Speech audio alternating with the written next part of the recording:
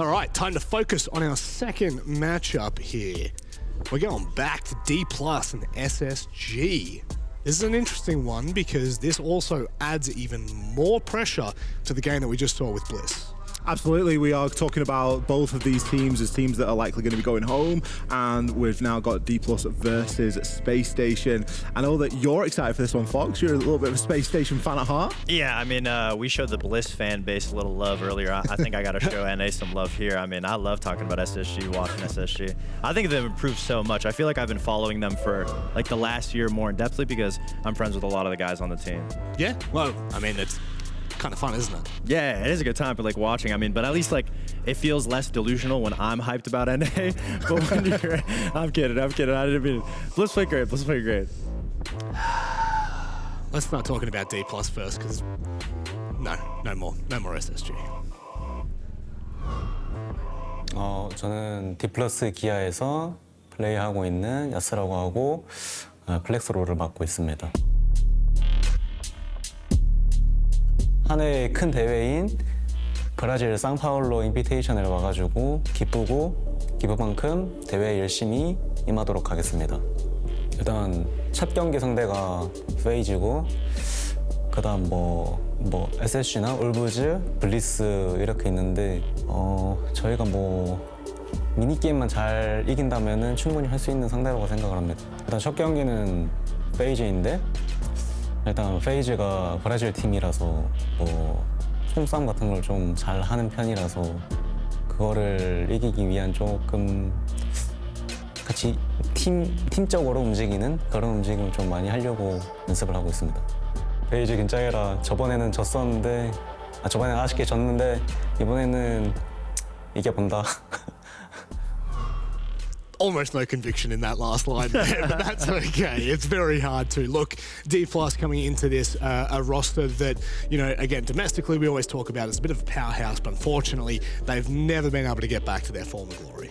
They haven't, but the one person that I can glorify on the team is Woogieman. When I played against him, he was always devastating, and he still is to this day. I mean, he's one of the best players on the team, and he's been putting up numbers for Dplus so far, regardless of them just not winning games. Look, one thing that kind of sticks out to me a little bit might be the attack percentage. I don't know. You've gone there. I can't believe you've gone there. It's kind of hard. I saw it in the graphic, and I was like, let's wait to talk about that. What's it, 19%? I cannot believe you've gone there. Do you want an actual number? Oh, I don't.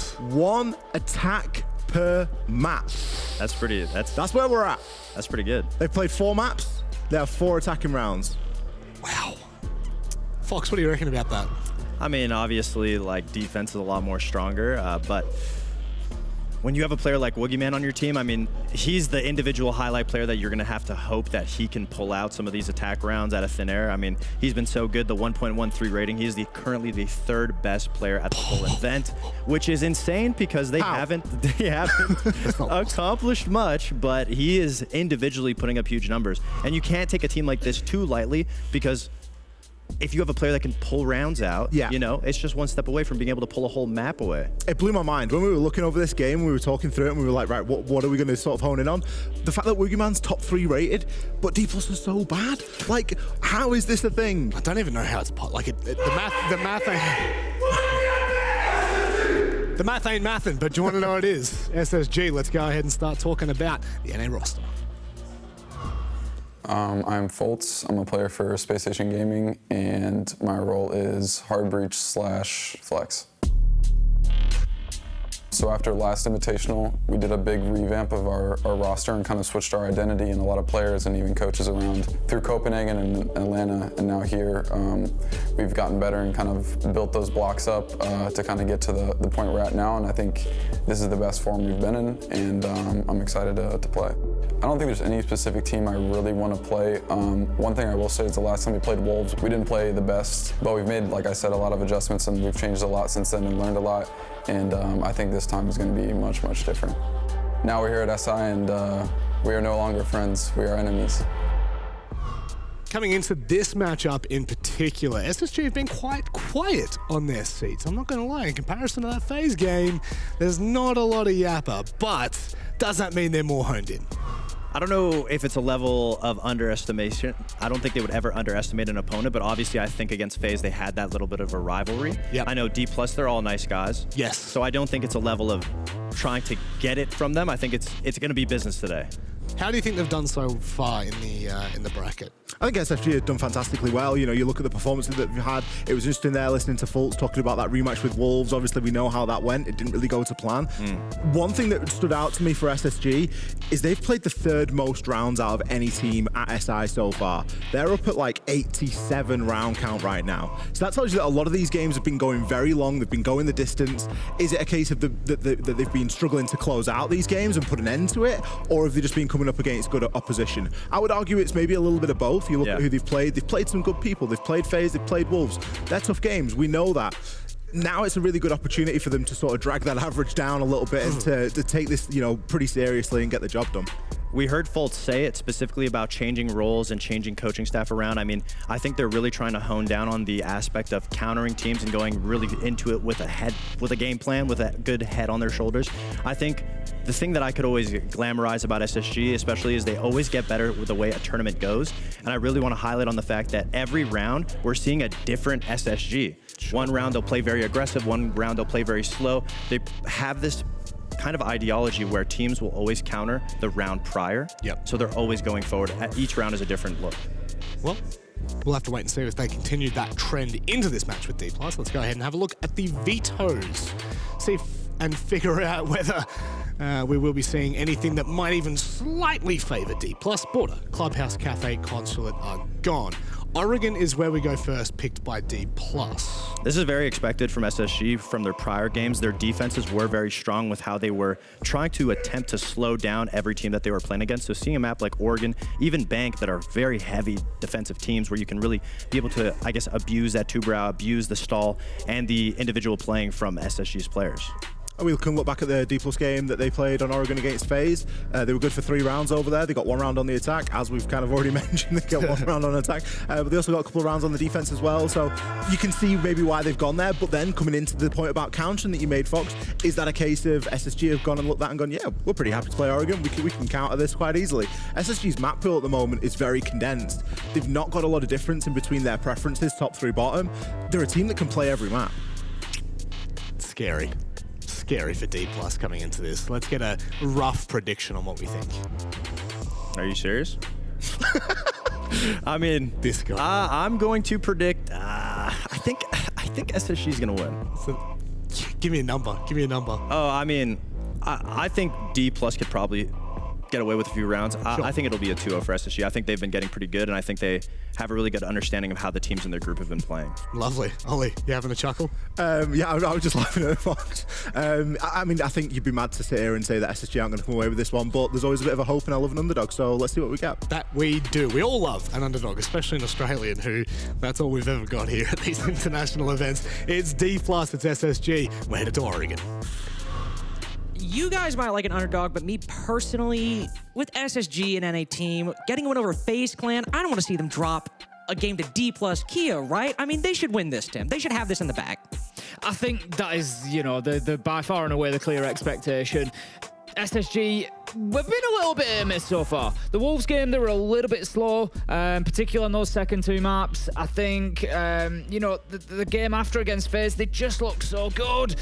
So SSG definitely got it in the locker. We were speaking about it earlier. I think they're on an upward trajectory when you look over the last year. I think that's going to continue. But, you know, you made a very good point at the time, and it's about how they get there, not just where they get. Yeah.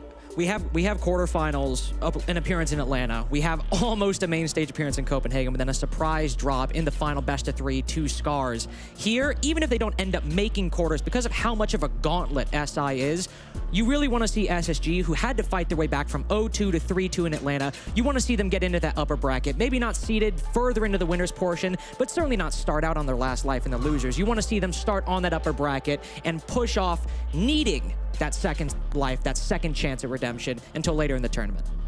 Yeah, and I feel like, I look at SSG, I think they're a bit of a confidence team as well. They're a dangerous team when they start getting those wins. It starts snowballing. That's going to help them later in the tournament. The other point that I made to you earlier as well was this is now the time to start showing improvement. If you wanted bad games, you've had your couple of days to get them out of the way, get it out of your system, then slow performances. Now it's about hitting form and getting ready for those playoffs. And when the word form comes into play, you have to mention J9O in the same breath. Yes. Because obviously he's been one of the, if not the standout performer on this roster since he arrived on SSG at the beginning of this year, right? He has been one of the best players on this team, even when Merc was here, who's a very, very, very storied player in North America. But with J9O, he's got 4 different MVPs out of 5 map wins for SSG so far this tournament. J9O the whole way through, and of course, one of the highest rated North American players at the tournament. If anybody's coming into form, it's him. And thankfully, he's got a team that's pretty consistent behind him to fall back on. But when you have someone who is just, he feels like they can do it all with some of the best players in the tournament, it's hard to underwrite them going into this series. Yeah, and I think that's the important point you've touched on there. Yes, you've got J9O who's going to come out, he's going to put big numbers up. That's the expectation, and let's be honest, he delivers. It's not just an expectation. But then on the back line, you've got Fultz who's been having a great tournament. You've got Ashen there who's going to come in big. We all, he's we can see him on the edge of your screen there. He's the big character, he's the hype man, he's the one that's going to bring, I said SSG are a confidence team. They feed off that energy, and the more reason that he has to shout like that, the better this team does. And I think that's another worry we've had for Dplus Kia is you look there, and when they win rounds, they get excited. Woogieman especially, screaming, fist-bumping the team. They do have that passion when they are winning those rounds. But there has been a perception throughout these tournaments that they seem a little quiet or a little resigned, that struggle to really reclaim their former glory from 3 years ago is starting to slip by. They haven't had that success. Always seeded into phase 2, barely getting a map by the end of it.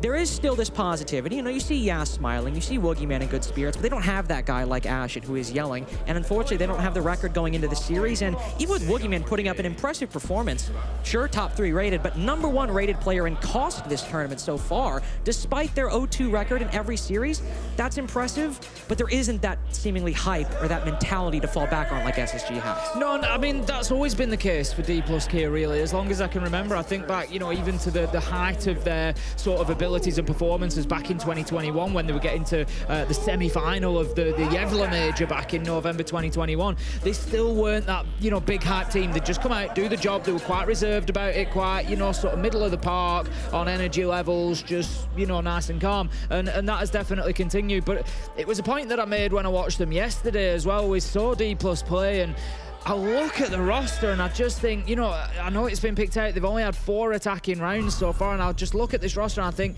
they've got so much more to give. Yas, Courted, Woogieman, such great players. Damali has come in, he's not had the biggest impact yet, but shows signs of being able to be another one of those big names. Soldier, as we know, very, very accomplished. So I look at the 5 of them and I just think, really, they sort of less than the sum of their parts at the minute. There's some contradiction inherent in that structure because Yas can pop off Coded, Woogieman, Soldier as well, even Harper when he was on the roster. They could all have big games, but it could never happen at the same time. The stars never aligned. It was always a piece here, but not a piece there that was missing. But we'll have to see if the pieces align and fall into place for Dplus Kia. Today, first map is Oregon, their pick.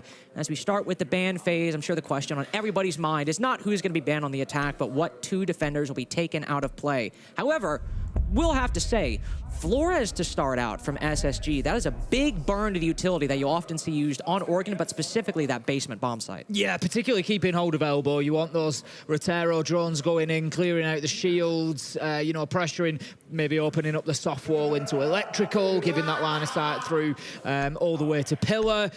Yes, lots of uses for the Roteros, particularly down on that bottom floor, potentially top floor as well. There's usually a lot of barb and a lot of utility that needs to be cleared out before you can push onto that site as well. We're going to have Nock and Kaid taken along the way. Kaid, obviously the interesting one there because it is freeing up sort of some of them big 4 that we look at. Fenrir is going to go. Solis, Azami, Valkyrie, Tubarão you can kind of put in there, I guess, but Tubarão hasn't had necessarily the biggest impact when we've seen him played so far. very effective at slowing attacks down, don't get me wrong, but it is sort of becoming clear that it's kind of quite site-specific, depending, you know, how urgent is that hard breach for the sites, and that determines his usefulness. I've also noticed, and again, you know, Two Brow is still very much being experimented with. We don't know entirely sort of the big meta uses for him, but seemingly very wall-focused instead of more hatch-focused. You see him used on exterior walls like on Clubhouse, but on the hatches, Cade very much still reigns supreme, and likely why Dplus Kia decided to ban him, to give their very low attacking percentage a bigger chance of success, because if they have more trouble clearing out those bunker shields now with the absence of the Rotero drones, they can now balance that out by hopefully bringing a Habana or some hard breach charges to open up those hatches a little quicker. For SSG, though, one thing Dplus Kia can exploit is SSG yesterday on Oregon against Bliss were quite slow on their attacks, and some of the high points we saw in the phase game were much less pronounced on this map yesterday when Spacestation played it.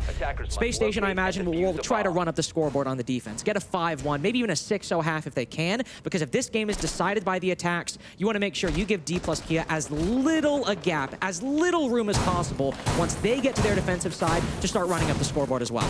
Here we go then, let's get into things. 20 seconds into the action phase we are already. Dplus Kia on the attack. It was, you know, spoken about very expertly on the desk as to the problems that Dplus Kia have had on the attack so far. So we're going to get a test of that immediately coming into this one. And given that it's Dplus's map pick, it is no surprise to see SSG taking the defense to start with. Put them on the back foot, make them feel uncomfortable, try and make it as difficult as possible. The answer, or the question really rather, is how many rounds can Dplus Kia get here? Is it going to be enough of a buffer when it comes to that second half? Well, the question might very well have at least a hint of an answer. Look at the operators that are left up on the attack for Dplus Kia. You, of course, have the Dokkaebi and some powerful ops like Ash and Buck, but Grim and Ying on Oregon.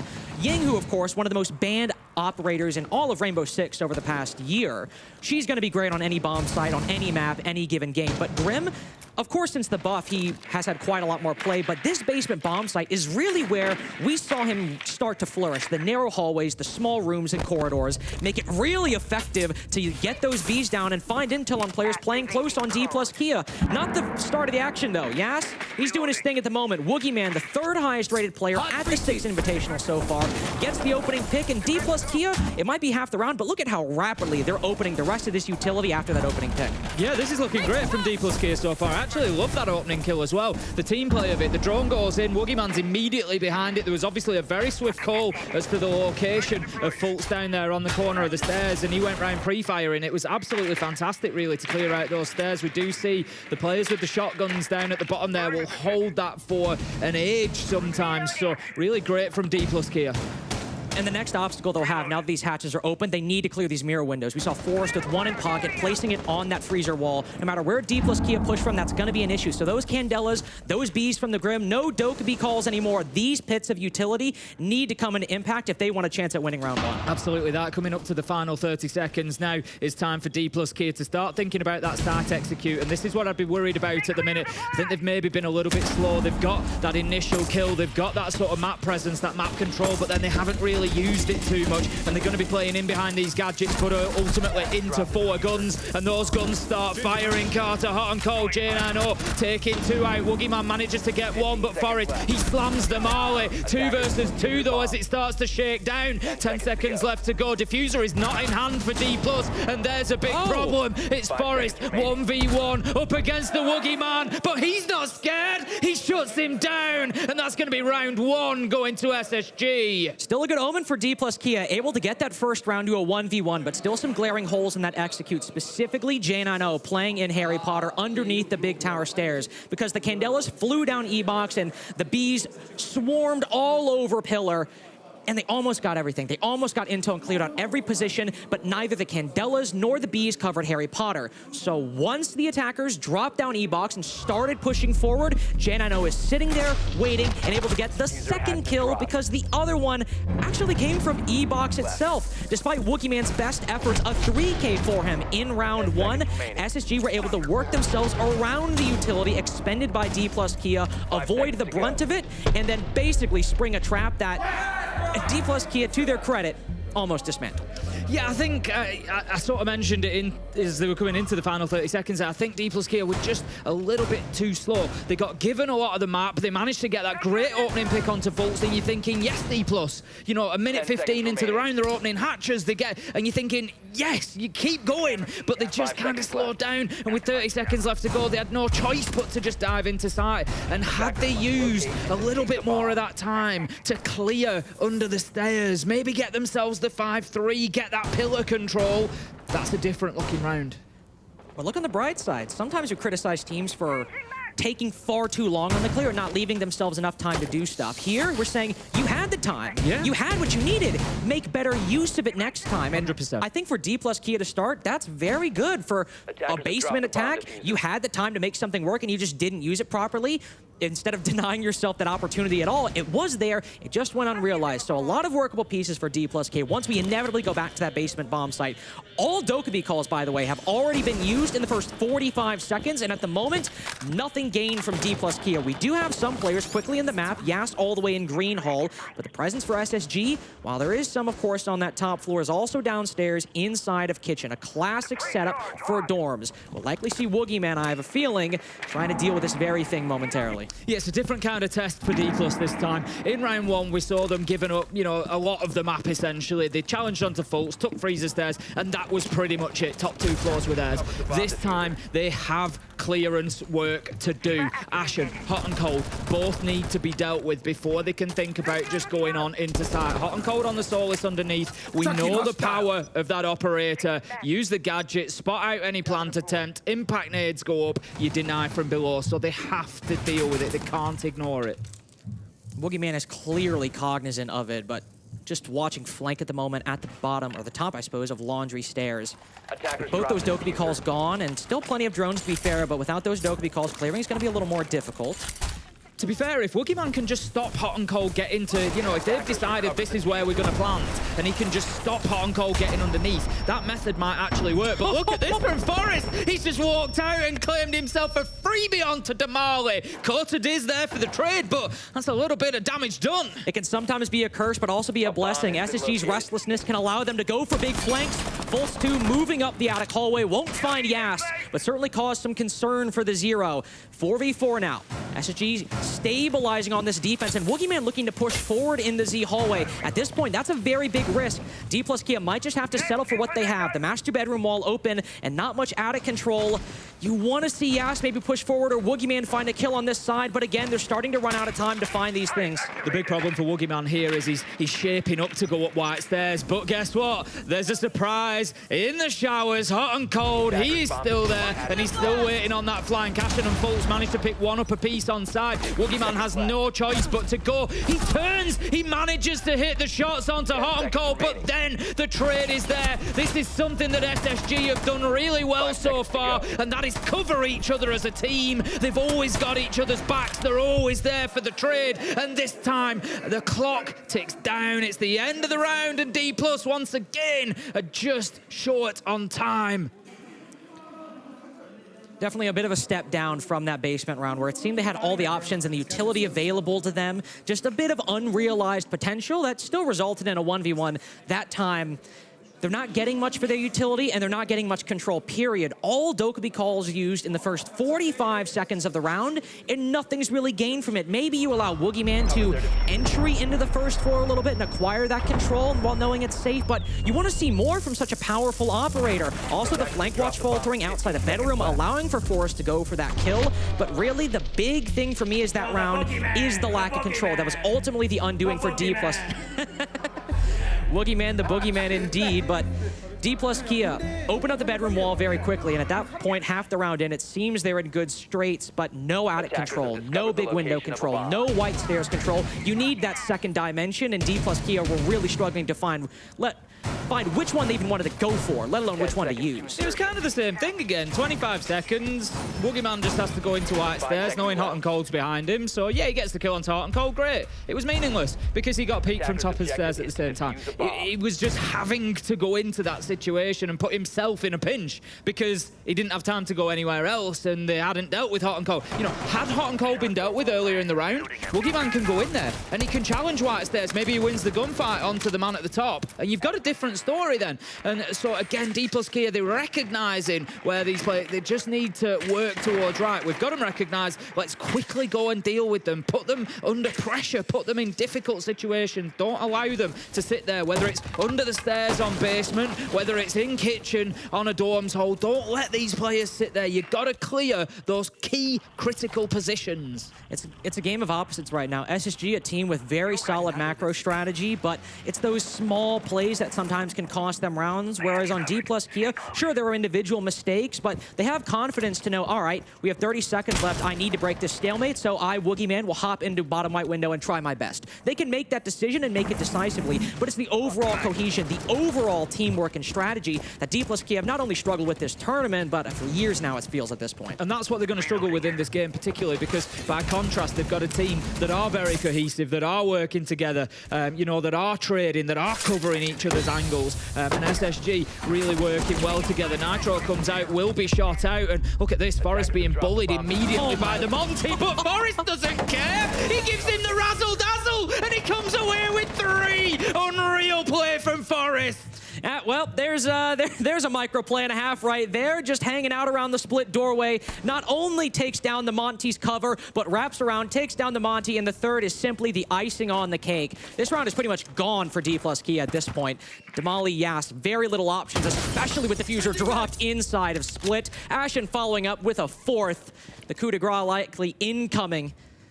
Damali might be just slowly walking outside a split, but Forrest knows he just needs to hold the diffuser. He does not need to swing. Sometimes he can get a little antsy, but right now the strategic importance of this position cannot be overstated. Damali finds one and a second. Skeleton Key ripping open the wall in front of Forrest. Suddenly we have a 1v3, but as it's cost most of his health, this round still seems like an inevitable SSG victory. Yeah, SSG are playing it smart. Ashen's back in rear stage. He's got the York card drawn there. You're going to see the stun. So they know exactly where Damali's coming from. Low health, Hot and Cold's in kitchen, and that's going to be the final peak coming through. It is indeed Hot and Cold in that kitchen position who picks him up. That was all he needed, was a little pixel to take a shot at, and he's going to remove any hopes that Dplus Kia had in that round. I'm sorry, Dplus Kia. I'm going to say it. The start of that round was unforgivable. You've got a Monty in Forest's face. He cannot come away with a 3-kill, a 3K, including the Monty in that situation. It just can't happen. And Dplus Kia, they got ahead of themselves. That ended up causing that, because you saw they wanted to go for a split take. Obviously, we have a Monty gone Mach 5 through the split doorway, but they tried to Selma open the right wall, because they said, all right, not only do we need to go in there to go for a plant, we need to make sure nobody close can peek the Monty. But the Selma got destroyed by electricity. So what did they do? They didn't stop and wait and say, all right, you know, we've acquired front lobby control. We might telegraph it a bit, but let's play it safer, so that way, I don't know, let's say maybe there's a bandit on the split doorway that might end up killing one of us if we let him sit there and play for free. No, they didn't slow down. They kept going, and when Forrest found the opportunity to get aggressive, that wall's not open to provide a second angle to protect the Monty in the first place. So I think it was a fine plan from Dplus Kia. It could have worked, but when you're presented with an obstacle, you can't just pretend it's not there. You need to try your best, even if you end up telegraphing the push a bit, to make sure it actually works. Yeah, I agree. I think we've seen it a couple of times so far in the tournament as a whole, where the Monty has just got a little bit ahead of themselves and gone in just that little bit too quickly, or that little bit too far, and left themselves in a difficult situation. Like you say, you've got to back up a little bit there. Yes, you know, maybe send the Monty onto split door, but not that deep. Just do it so that Forrest feels the pressure and isn't just going to sit there bandit tricking. Get that wall open and then move on in, then move forward. And yeah, Dplus Kia maybe conscious of the first 2 rounds where they've been, you know, not made the best use of time when they've had it, thinking, right, let's buy ourselves some time, let's just throw it right in their faces here, but it didn't work out for them. So heading into round 4 then, SSG 3-0 so far, and I think it's, you know, probably aligning with expectations up to this point. Dplus Kia have struggled on the attack so far in this tournament, and that is a problem that continues to hound them at the minute by the looks of things. It's also the only round where they were able to start out with an advantage and, at least in the mid-round, convert it pretty effectively. Woogieman finds the opening pick on Freezer Stairs, and then the mid-round is going at breakneck speed. We're opening up all the hatches. We're getting the Ying into position, deciding we're going for a backside takedown, E-box, bunker, and back tower stairs. But still somehow to actually get to that final moment, that final push into the site, not only did it come a little late, but the utility didn't cover all the positions they actually needed to be cleared. This time, there is still some presence on the top floor. It's not by Freezer, it's instead Fultz all the way up in attic. No attic rotate either. And Jay and I know on back tower stairs too, maybe to allow him to retreat a little. And you've got to say that it doesn't look like Dplus have actually found Fultz up there with the drone in. Oh. Soldiers having a quick look, but the information obviously isn't on hand, because if it was, he'd be going to challenge him right now. He's going to be an absolute freebie when Fultz decides to move. He just needs to be careful and pick his moment here. My one concern for Fultz is that he doesn't leave it too long, and Soldiers sort of been in, done his work, and gone before he goes and picks it up. That's SSG's gamble, but it pays off. They've given Fultz a winning hand. They've allowed him to put mute jammers on that top floor to force Dplus Kia to clear it. And then, once they take that time and don't drone him out, he's hopefully good for at least one. In that case, the opportunity for two presented itself, but Woogieman does land the late, but still solid trade. But that's a mute on the top floor. It's a mute on the top floor. It's 1 minute 10 left on the clock, and you're coming down to the same problem that you had previously, and that is that, yes, you've now got that map control, but what are you going to do with it? You don't have elbow, you don't have pillar, you haven't cleared anybody from bottom stairs. You know, there is so much work ahead of them, and SSG showed us last time how capable they were of holding this site with 4 left. Ashen, look at him, he's just sat in behind there on the Azami, behind the pillar, just waiting for any push down rear stage, waiting for any drop to come into electrical. I like this from Dplus, that at least they're trying to change things up. They're trying to get the freezer angle. They recognize that maybe they need a few more options than they had last time. The Candelas and those beasts still remain some of the most powerful tools in Dplus Kia's arsenal. Yas has used all of his utilities, so what are you going to gain off of it? The Dokkaebi calls, the bees, they haven't been able to find much. There's still 2 out in blue with 20 seconds left to go. They're not even involved in the round yet. Courted starts to push in, but Forrest and Hot and Cold find 2, and it's almost certainly going to be too late again. 2 versus 2. Dplus making the best of their situation here, finding a few kills. 5 seconds left to go. They are going to have to stick this. Damali goes down, and it's a easy mop-up for SSG again with 5 seconds left to go. I suppose if you want to be positive, Coded and Damali, who might have been in blue the whole time, did almost bring back the round, brought it to a 2v2, but it's another step down from that first round from Dplus Kia. They're able to move through that middle floor, open up those hatches, but SSG made the call, all right, they only executed with 20 seconds left the previous round. If we can put Fultz on that top floor, put those mute jammers there, even if he doesn't get a kill and the flank doesn't work, we're likely going to waste a lot of time forcing Dplus Kia to clear it. And if they executed with 20 seconds when they didn't have that obstacle, how late is the clock going to be with it? And then Fultz gets the opening pick, and sure, he's traded out, but the damage is done and then some at that point. This is it. Courted and Damali, as you say, yes, they had an impact coming in from blue, but it was so late in the round. But it's not even necessarily about how late it was. It's that same problem again as round 1. Pillar wasn't clear. Electrical wasn't clear. They were still having to play in and through those. So yeah, they might have got a couple of kills. Great. They've gone in, and Dplus start getting a couple of kills. But all they've done really is clear areas that should already have been clear when they start to push in. So then they've still got the back line to play against. They've still got Hot and Cold, and Forrest sat there with a Nitro, sat there with everything else they need to then shut down that final part. It's like, yes, they're going through step 2, trying to transition into step 3, but SSG have just got the numbers to soak up that pressure because there's still 4 of them left alive. They can afford a couple of deaths. It's not a massive problem. Talking about numbers for this defensive half, J9O actually a bit more quiet, 1-3, but Forrest 8-3 so far. A very, very powerful anchor for SSG on this Oregon map against Dplus Kia. As we go back to dorms, another situation where that site set up, well, the extension as well, but those players just holding entrenched positions, not pushing too far, not going for these crazy roams, but just holding what they're told to, whether it be in dorms or in security and kitchen below. Soldier going on the generator rappel, looking to find somebody rotating inside of the bomb site, but SSG, to their credit, aren't giving these early picks away ever since that round 1, that first round where Woogieman got that first kill, it has been SSG winning the early round unequivocally and never finding themselves caught out. Yeah, absolutely. They've always been giving themselves the man advantage, but also just sort of baiting Dplus into fights elsewhere in the map. Now, last time that Dplus attacked onto this site, they didn't deal with the player underneath. It was hot and cold in kitchen. He's actually not going to be in that position this time.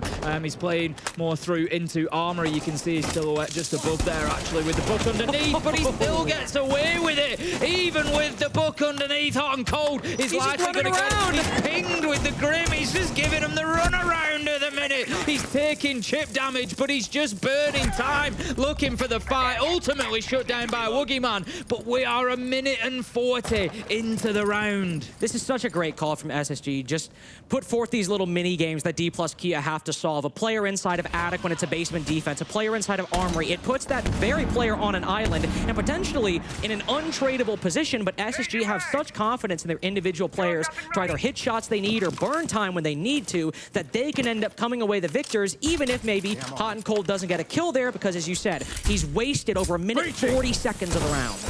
Just looking over to the other side as well. Yas obviously just breaching Attic there, but there's no further hard breach available on the side, so Yas essentially having to move across. The soft wall is open inside a closet, so they can sort of use that defensive rotation, but they need some options here. And it's exactly the same thing as the previous Dorms attack. No options. Bedroom wall open, but what else? You don't have Attic, you don't have Big Window, you don't have White Stairs. You're forced to just go through the wall and play into all the crossfires from SSG.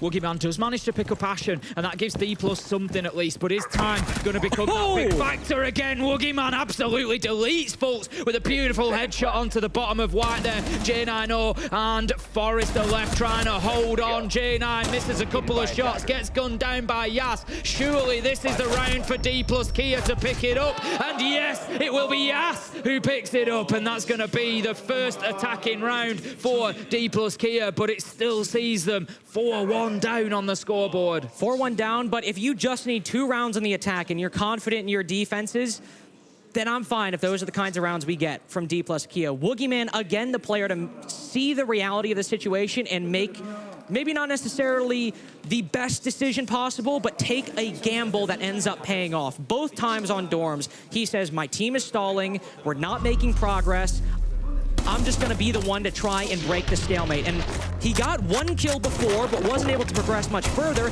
This time, he's good for both the kill in Cafeteria and the kill on White Stairs, while also being the one to take down Hot and Cold earlier. So that's a 3K for Woogieman by the round's end, but the impact of those kills, sure, this position might not have been adding a whole lot to the defense, but just making it a 4v2, allowing Dplus Kia to theoretically play the trades on the bomb sites. Without Woogieman's decision, that round likely goes the way of SSG. SSG going to take us into their final defensive round. It's going to be round 6, and they've decided they didn't have the option, Carter, to go back to that top floor, to go to Dorms. Instead, they've headed down to that tertiary site. They're going to take us to Meeting. Did pretty well at defending this last time. I don't feel like Dplus Kia really got anywhere near after the attempt of the Monty rush in through split. I think that's going to be a bit of a different situation this time. There is no Monty on the board. I'm sure they will have learnt their lesson, so SSG probably going to have to show us a little bit more of just exactly what this defense looks like. Action is there, he's ready to challenge right up at the boundaries of the map, but he's taking a ton of damage. He's on the Soulless, doesn't want to give that operator away, but does. Oh, the trade out from back tower. I was about to say, all right, Ashen, Soulless sitting by yourself inside of Armory. Maybe we shouldn't try to channel round 1 where you get caught out. But he's still able to bait himself, calls out the players on the rappel, and great reaction from SSG. They have not just 1, 2 players rotate over to Big Tower to get that 4v4. And it's the Ying that's been taken down. Big loss in terms of, you know, when you're looking at that step 3 of the round, getting the execute done, getting the diffuser down on the ground, you've just lost an awful lot of important utility with those Candelas going into the ground. I think especially with Jane, I know that Azami being the player on that top floor. Sure, she can get blinded like any other operator, but being able to use those Kiba barriers to block off doorways, deny angles to the attack, is quite a bit of presence starting to form around her with the Molly opening up the wall directly to the right of her. But again, just like Addict him, does he know? No, he doesn't. Nobody's found the intel. A brutal misplay from Dplus Kia and another advantage for Space Station. Dplus Kia's drone in just hasn't been good enough, is the top and bottom of it. Still have 6-2. do? You've got 6 drones left. It's too late now, Courted. That's the honest answer. It's so reactive. We've lost somebody in there, so now we're going to drone it. Right, is it too late? Guys, I don't know if you know this. There's an Azami inside of Dormers. We should probably deal with her, right? And Coded's solution is to prone peek the rotate. I mean, it ends up working out, but what have we said? Over a minute and a half wasted for Dplus Kia on these extensions and these roams from SSG. And sure, they have a 3v3 now, but they're just opening the hatch. They barely even have cafeteria control, and there are still players lurking, like Foltz on Freezer Stairs, who could undo the execute if, shockingly, Dplus Kia's droning game doesn't suddenly improve in the next 45 seconds.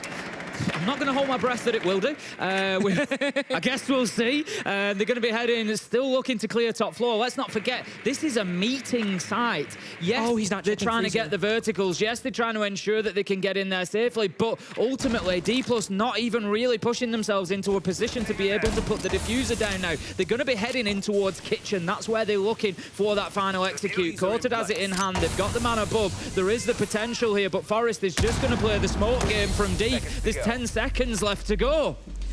Woogieman, he knows somebody might be on Freezer, whether it's droned or not. He's going to check the Goo, reveals his position. The first gunfight doesn't work. Foltz gets the initial kill, and the trade's going Dplus Kia's way. 1v2, but Hot and Cold's got the drop. Coded planting the diffuser. Do they have the intel? He's going too far to the left. He can't quite get the angle on the ace. Just barely sees him at the last second. 0.5 seconds remaining in that diffuser, maybe even less.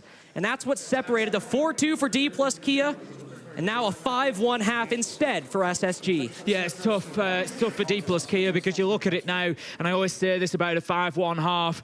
SSG move on to the attack, and they just need to find one site. They're not going to be happy with the 7-5, which is what it would end up if they can only win on one site, but ultimately, they just need to find one site that they can get those wins on, and they will, at some point, double it up and get those 2 wins that they need, and I just can't see Dplus Kia holding on at the minute. SSG, it's not just been about attack versus defense. It's not just been about intel and droning. SSG are just a step ahead of the game at the minute. They're just playing more as a team, more cohesive, working with each other, baiting opportunities out for each other. Hot and Cold, great patience at the end there to ultimately find that diffuser, get it shut down. Great one there. I think we've just got a slight technical delay where we're just going to have to get the players back out and into the lobby, but it shan't be long and we'll be back going. Does mean officially, though, with that half, the trend stays true. Only 1 attacking round for Dplus Kia in all of their maps. Very, very rough stat line, but with their defenses being better and Woogieman still maintaining a very solid performance on that attacking side, I believe somewhere between 8 to 9 kills by the end of that half. Really the only one from Dplus Kia, though, who has, of course, been showing up on the scoreboard, but making the big plays they needed to get them closer to those end round moments. The front and back line, aside from him, it's just not been there. You could at least sometimes say, all right, maybe the droning is okay or the supporting game is there, but it's those entries that aren't picking up the numbers. I mean, SSG 4-2 on the opening picks, maybe the front line is the only problem, but with those moments, with Foltz not getting drone, nobody able to clear attic, nobody clearing J9O inside of dorms, costing even more time and a body by the end of the clear. Really everything aside from Woogieman so far this series, it's either been mediocre at best, hit or miss, or just outright not good at worst.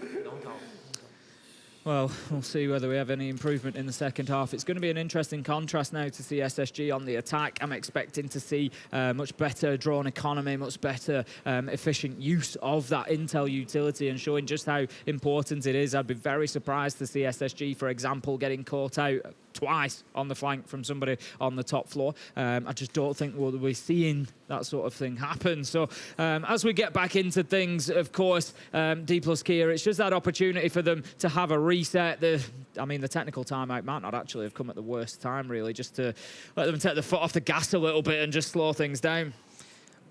Definitely not a bad time just to center yourself. Obviously, players can't talk during attack. I translated that for you, by the way. What? The foot off the gas.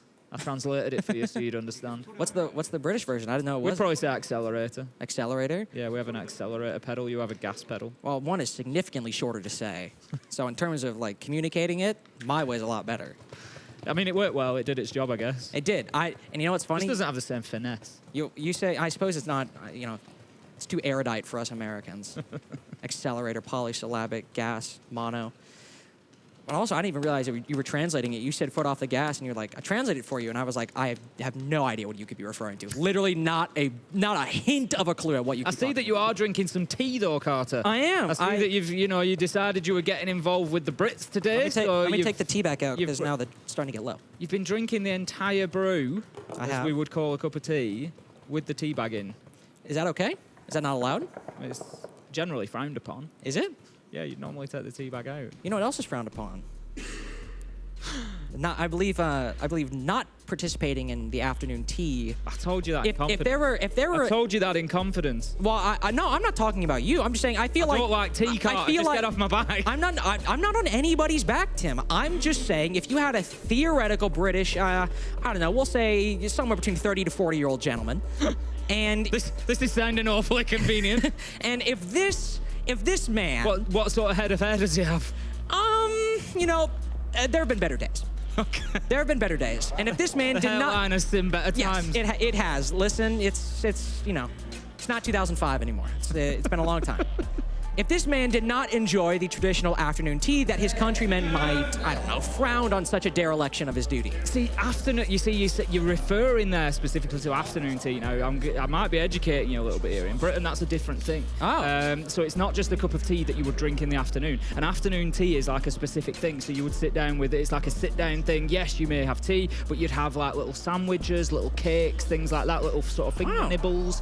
So afternoon tea is like an actual set event. Really, it's like you'd sit down with friends and you'd have like a little, so it's not just a cup of tea that you would have in the afternoon. Well, Tim, that's a very astute observation. I dislike tea of any variety. Well, I was about to say, it's a very astute observation for one who finds a cornerstone of British culture so repugnant. Yeah. Just not a fan of the old. But we are back into it. Shall we talk about some Siege? I suppose we might not be for much longer, depending on what happens on this attacking half. But You could be right. But actually, to your point about SSG's attacking half, again, all they need is 2 bomb sites. That'd be a 7-5. But that could potentially happen. Again, SSG's Oregon game against Bliss yesterday, both were incredibly slow. I used the word lethargic to describe them, and not only is it, 1, just a very good word, but 2, very apt to describe SSG's performance because, again, they could fall on, they had their fallbacks. They would bring a blitz to try to either rush elbow or rush down freezer stairs, and now they have the Ying and the Grim as well to try to make this a lot easier. But the SSG drone economy, it was very hit or miss. Some rounds getting great value, some rounds not at all, especially with that Solus on the board. Of course, not used right now, but still, the potential is there for Dplus Kia to start picking up rounds. Quoted, interestingly, at the minute is just reinforcing Attic, but he's in Big Tower at the minute. He's just sort of playing in and around this rotate, and I'm not sure if that's something that SSG are aware of. Going to take a sneaky little move up to T3 here, and it's already likely been droned and checked. When also SSG, if they've done their prep, he's done it. He's done this already. This is a position that Coded or Wardens in general will play because what do you think of in Big Tower? Flash is being chucked in the windows and just trying to hide yourself. Hot and Cold is over that side, but the rest of SSG is stacking up over here. And this might not be a bad call because you're just taking Courted out of the equation. Forrest goes in, completely full flash, but doesn't matter. Slings the shield on his back, and he's going to start getting that diffuser down. Almost certainly going to stick it. There's nobody in a position to prevent or deny it. And there it goes, activated. Woogieman too late with the Nitro. Does manage to find Pulse though. J9O, Hot and Cold, 1 apiece. 4 versus 2 as Ashen takes down Damali. And all of a sudden, Dplus Kia, they are on the back foot. They are trying to fight their way back into sight. They have become the attackers, trying to retake that ground soldier. He hears the rappel. He knows that there's one there. Manages to take down J9O, 2 versus 3, but only about 12 seconds. He runs headlong into the barrel of Ashen, and this is SSG absolutely snatching and grabbing this round away from Dplus. The time is gone. Woogieman, it doesn't matter what you do. The round is over, and SSG, they head to map point. Love that call from SSG because what were we talking about? One benefit of this potential tech pause. Dplus Kia, you just went down 5-1. Take some time to center yourself. Calm down the emotions. Take a breath. How do you think they feel after that, right? And I was about to say, SSG were like, all right, let's turn it back up to 11. Let's just immediately launch back into it. And the practical and strategic benefit of that call as well, if it works out, you've just gone up to map point, 6-1 scoreline in a matter of maybe a single minute, maybe 60 seconds from the beginning to the end of that rush. And now Dplus Kia, if they centered themselves during that tech break, I guess you got to do it again. And these games only normally go up to 10, Carter. So. Yeah, I heard. I saw Rob turning up to 11. Rob Tattlefail. He specifically added the knob. Goes up to 11 right before the day started. And SSG are using it. They are. They've cranked it all the way. We'll see. You know, it could well be that they do the same thing. They've got the Monty on board. It's not going to be the Blitz this time, but they are again looking to get aggressive behind that shield. I don't think it's going to be rushed in the same way. You don't get away with that necessarily round after round. But what you're going to see is that use of aggression to create space, to bully players out of positions. And honestly, Dplus Kia, this is going to be one of the hardest defenses they will have at this tournament. 6-1 down on basement, and SSG showing absolutely no mercy. Bring the Grim, the Ying, and the Monty. And just to highlight one more thing that happened on that Dorm's defense, or Dorm's attack, that could easily be applicable to this basement one. Compare that first SSG attack to Dplus Kia's, where they had all this, utility expenditure, had all this control, but then left gaps on the defense on the site that SSG took advantage of. In that previous round, there was no such gap that SSG had to worry about. They cleared out everything they needed, and Force is able to get the plant down no problem with Volts covering from Big Window.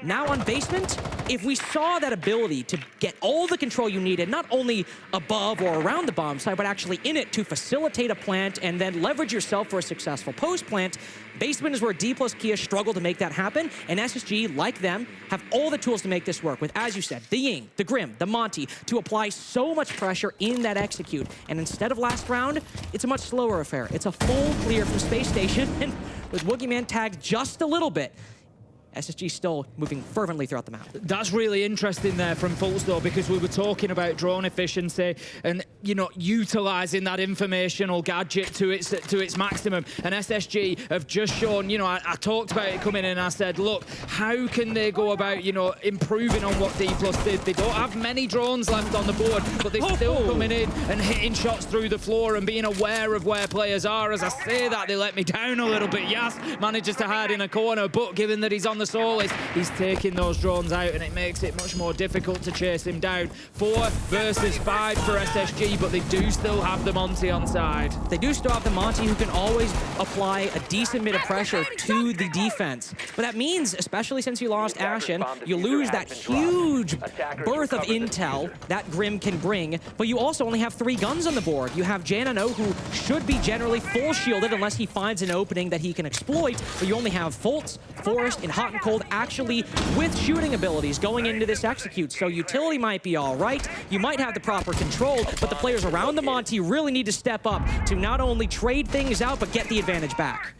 J9 just pressuring that doorway on Freezer now. Soldier standing up tall at the minute, isn't going to overcommit on that fight, doesn't want to get caught out. Oh, look at that though. The Monty just going in and doing the business. Demali manages to take down Forest, but we're effectively 2 versus 3 as Soldier is still on the deck. Hot and Cold drops to try and get in on the action, but will be cut down by Demali. Big round for him, exactly when his team needed it. J9 all alone on the shield now, and it is going to be a tough finish for him here. 1 versus 3, only a pistol in hand. Very unlikely that anything is going to be coming out of this. Closed down by Courted on the shotty, and that's Dplus managing to lock down their first successful defense. Losing the opening pick and not trading it on a Monty-focused execute is always going to be a difficult gambit to work your way out of, because a 4v5 going into the execute, if you have Grim, Ying, so much of that oppressive utility in your hands on the attack, you could very realistically be in a 4v5 the entire round, but if you really use that utility well and you have all 4 players with guns in their hands, you can make that a 4v3 if you're really well coordinated and play the strat well.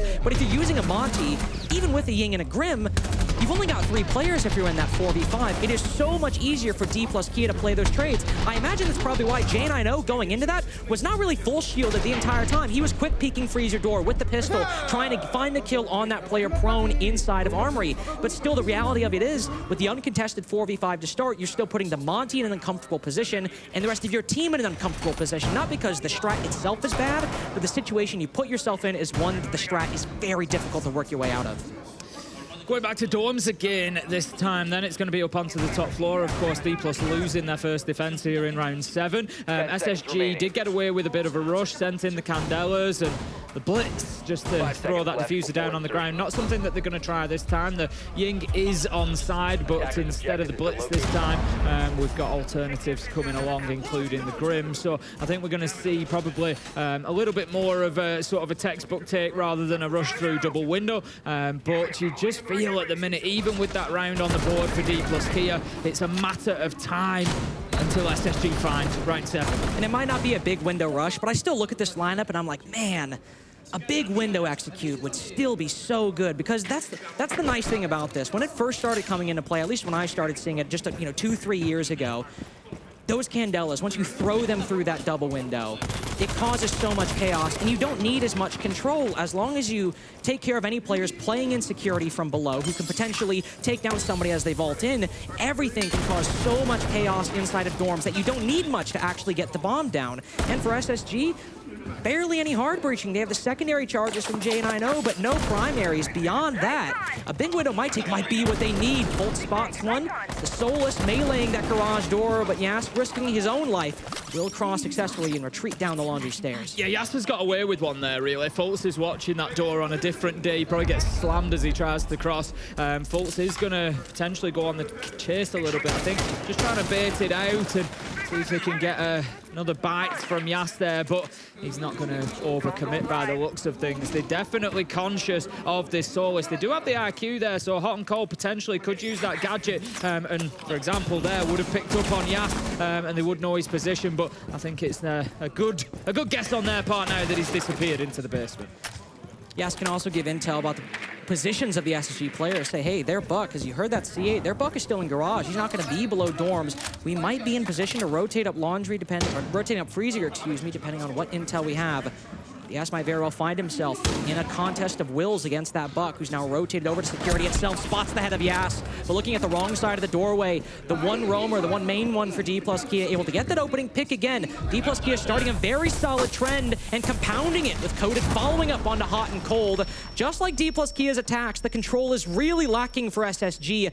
In the man advantage, well, it's somehow even worse. Yeah, Yas is just doing a great job on the Solus. He's turning into an absolute nightmare for him. He's taking drones down, he's taking players down, entry kills. He's sort of doing it all right now for Dplus. Fultz does manage to take down Quartered 3 versus 3 as he doubles up and finds Yas. But this is the problem with the attack onto top floor. It's like one of those onion defenses. You're going through layer after layer, and yeah, you've got the 2 external, but you've got to get through to the core. Ashen, he is inside a sight, knows that there's a man there. Beautiful pre-fire, but Woogie Man is there for the trade. Hits him from behind, and that's going to be Dplus getting another round. 3-6, but here comes the difficult part. They've got to get that third choice site locked down.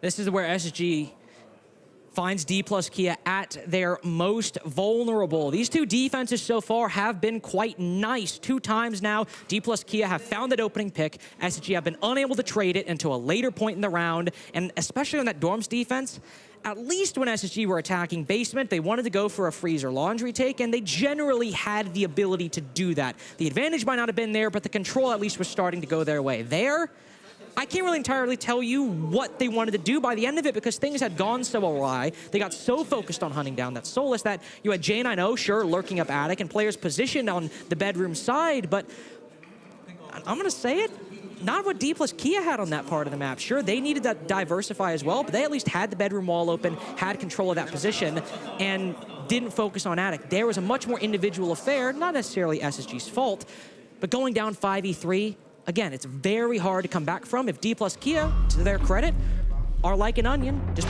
putting up layer after layer after layer, and to support all of those elements is a very solid trading structure and very good control. Yeah, much better from them, and I'm sure they're going to be looking for more of the same as they continue. For me, I think SSG need to just go back to what was working for them in the first half. I know it's, defense versus attack, but I think they just need to get in and get that opening kill. Stop giving it up to Yas. Just get in there. Get the Solus taken off the board, get the opening kill, give themselves the advantage, and you feel at that point that SSG are likely to tie this up and get the job done. And what they don't want to find is that, with the difficulty getting it over the line, they allow Dplus Kia to reel them back in 1 round at a time, because if that goes to overtime, then you start looking at it and thinking, Dplus have had a lot of rounds in a row. It starts getting very difficult for SSG. Locate a bomb and defuse it. Unnecessarily so. Yeah, and I think if you want to aspire to heights, you should say we need to get a 5v4, not go down on the 4v5.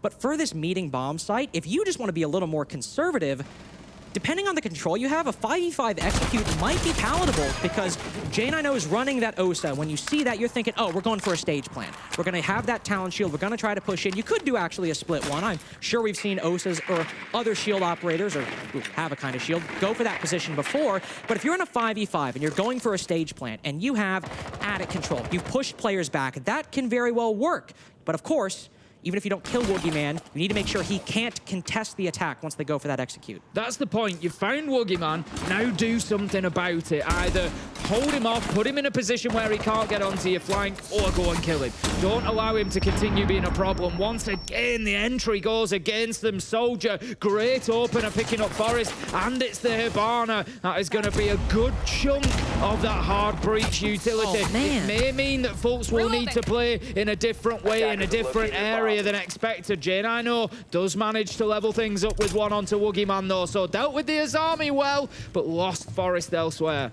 Lost Forest to an avoidable mistake. Soldier just killed him by sitting below big window as Forest hopped in. Either it wasn't droned and Forest wasn't aware, or Forest decided to try to deal with him by vaulting and hip firing as if it was a human frost mat. Still a very avoidable situation for SSG to, in another world, have a 5v4, have your Hibana, because they were able to follow up with a trade on Woogieman. But now Soldier's pulled back, and SSG, to their credit, it's not a man disadvantage. They have that 4v4. So what I said earlier can still very well hold with second floor control. If they can stop Dplus Kia from retaking that second floor, but specifically Attic, and make sure Coded down below doesn't cause problems, this is still a winnable round. Well aware of the man trying to push into blue there, Coated. Here's the barricade going out. Hot and Cold is able to work in, and it's again that team cohesion from SSG. They've got each other's backs, they've got the cover, and they use it to their advantage this time. J9O getting an essential kill. Yes, actually, going for the retake down below. This is very risky. SSG are setting up for the execute, and if he can find that Amaru, that is very nice, but J9O right now doesn't really have a whole lot of players contesting him. Soldier has a C4. He's all the way at split. This C4 needs to land, and it's not even being thrown because Bolt is so lethal on the coverage. Every Dplus Kia player remaining at low HP, and we're in a post plant. Yeah, it's going to be a very difficult retake for them because J9O now can just sit in behind that talent shield and wait for the push to come. Ashen manages to find a Marlin. As you can see, the low health even frees them up to hit them with pistols, and it's still going to do the job. The impact nade, smart move from Dplus Kia, just takes that shield out of play and gives them a bit better access to that diffuser that is down on the ground, but time is ticking away. 7 seconds left for them to do something about this. Yas is going to have to find a miracle. Time ticks away. That's the job done. SSG are going to take the first map. They're going to lock down Oregon, and that was, of course, Dplus Kia's choice as well. Not ideal for them, but the NA side will be more than happy with their performance. And because of Yas's choice to go down below and bring a set of impact grenades, it ended up leaving Soldier as the only explosive, not only to take down the planter, but to maybe destroy one of those talent shields as well. There was a really limited amount of utility on the site that could deal with that take, and Dplus Kia, they might have known about it, and that's perfectly fine. You don't have drones of the attack on the defense, unfortunately, but that choice to retake down below after Coded fell ended up depriving Dplus Kia of useful resources to fend off that take. And guess what? All SSG needed to do was just win 2 attacks, one with a rush and one on the tertiary bomb site. Job done. Yeah, that's it. I mean, SSG, I think they're going to look at that, and there's a couple of areas. They're small things, but there's a couple of things that happen, particularly the way that Yas was able to get the run of them. You know, they weren't always drawn in the best they could. I think, you know, those areas, little tweaks that could improve, but overall, they'll be generally very happy with that. Likely small improvements for SSG, but I imagine bigger stuff for Dplus Kia. We'll find out all that and more right after this. Well.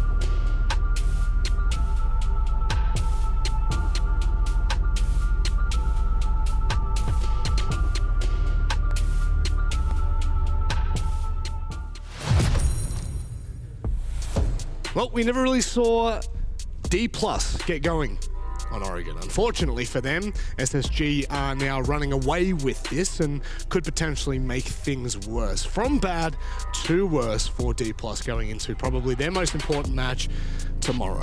But Fox, what'd you make of Oregon? I mean, Oregon is primarily the map, just to pretty much put it in basic terms, is you need to get a good amount of attacks. You don't judge people on their defenses. It's all about the attacks, and there just wasn't much methods on attacks that was able to get any rounds, and they couldn't go anywhere. Once you swap to defense, you need a little bit of a padding to get you going. Yeah, consistent, if anything, for Dplus. That is now 5 attacking rounds for 5 maps. Ollie, not great. I mean, if there's anything that we set up inside of the pre-show for this game is that they were going to get 1 round on the attack. However, as we know, 1 round is not good enough. Woogieman, we highlighted him at the top of the show, still putting in a performance, but look at the rest of the team. Where is everybody? He needs a little bit of help backing him up there. And that full team performance, well, there was only one side that had it, and it was SSG. Wow, I mean, seriously, there was like a little joke saying about consistency, but 1 attacking round on the map, Woogieman drops a 1.3 rating again. It just continues to follow suit, and it's not looking great. This is a really dire situation for the Korean team. I really wish we could take a moment to talk to Woogieman about what he's thinking in these positions. When he's able to collect a little bit of kills and put his team in an advantage, that's got to be so disheartening when you're a player trying your hardest to give your team some type of an advantage, and time after time it just doesn't go in your favor. We could probably ask all of your ex-teammates. Sorry, keep going. It's one of those things where you don't know what's going into helping Woogieman achieve that rating and achieve those kills. If it's taking the full team effort to make sure and enable Woogieman, then obviously it's too much of a strain on the resources, right?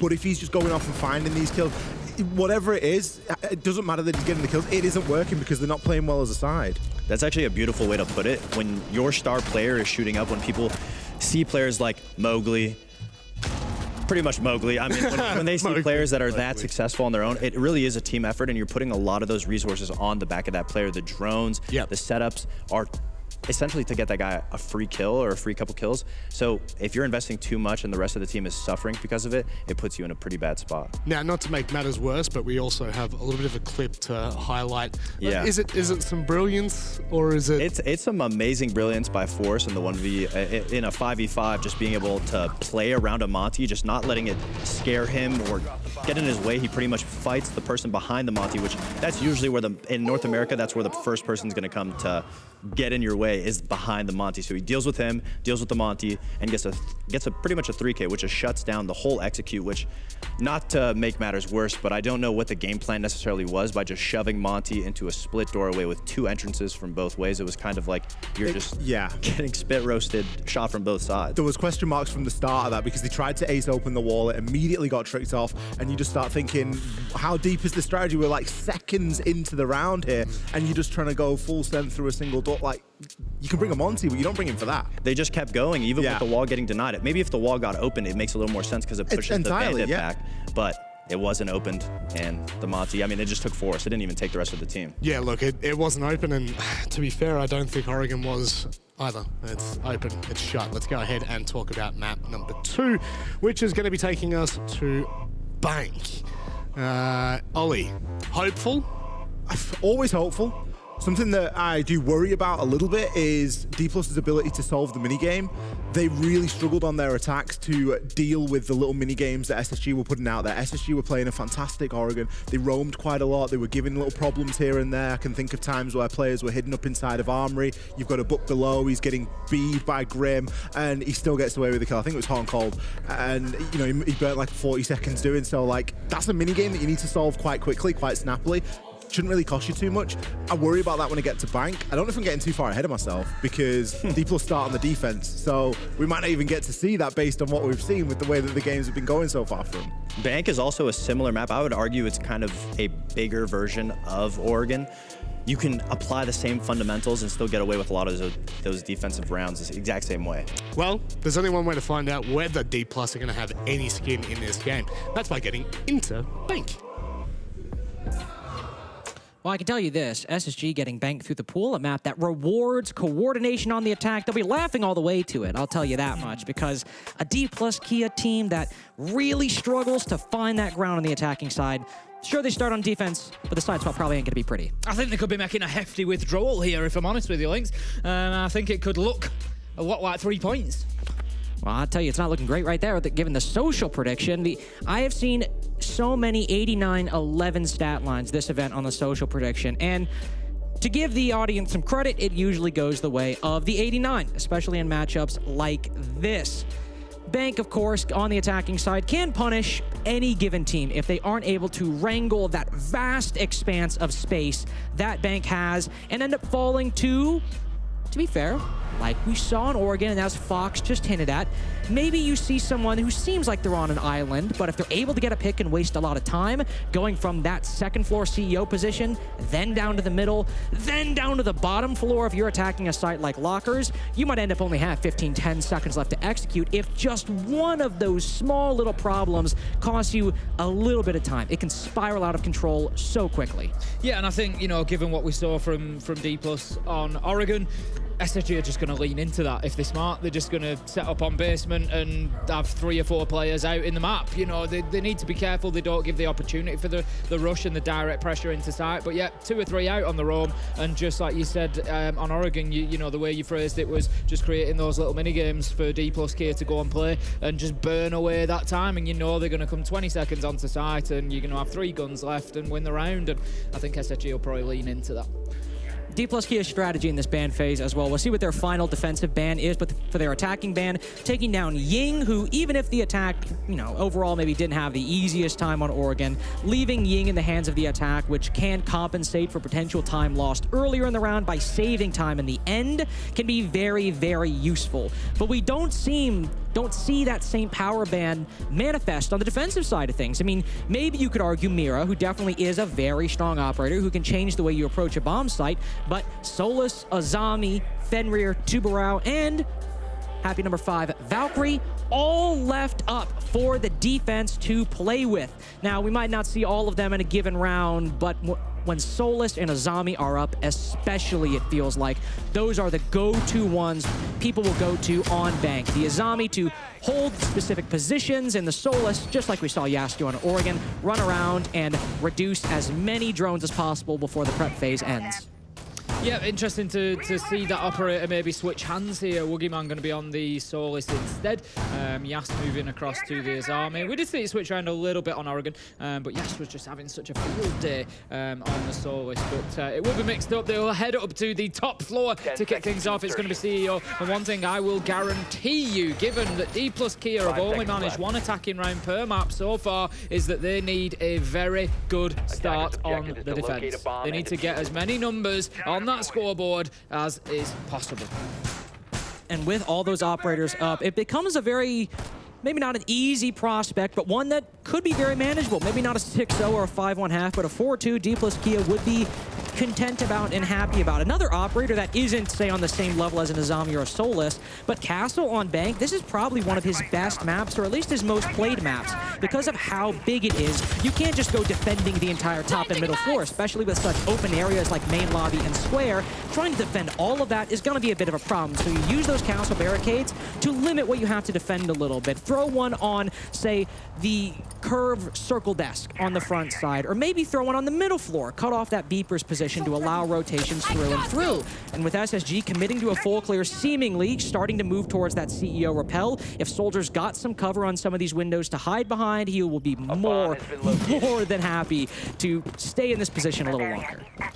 Forrest is going to be heading in through the main door on the Monty, so it's likely going to be a push up the spiral stairs, try and get up to the top, pressure into office from that side rather than trying to work from square. We've got one on the rappel as well. It is at the minute there's a fear of hot and cold. He's going to be working those windows as Fultz gets himself on in with the Amaru, just looking to back up that Monty push as and when it comes. Not sure if he's going to head up marble stairs or spiral, but for the time being he's just being cautious of any defenders that might be in there. In fact, he's probably going to get really cheeky and head up the elevator hatch, and that could be a bit of a surprise attack here because Dplus might not be aware of that actually happening.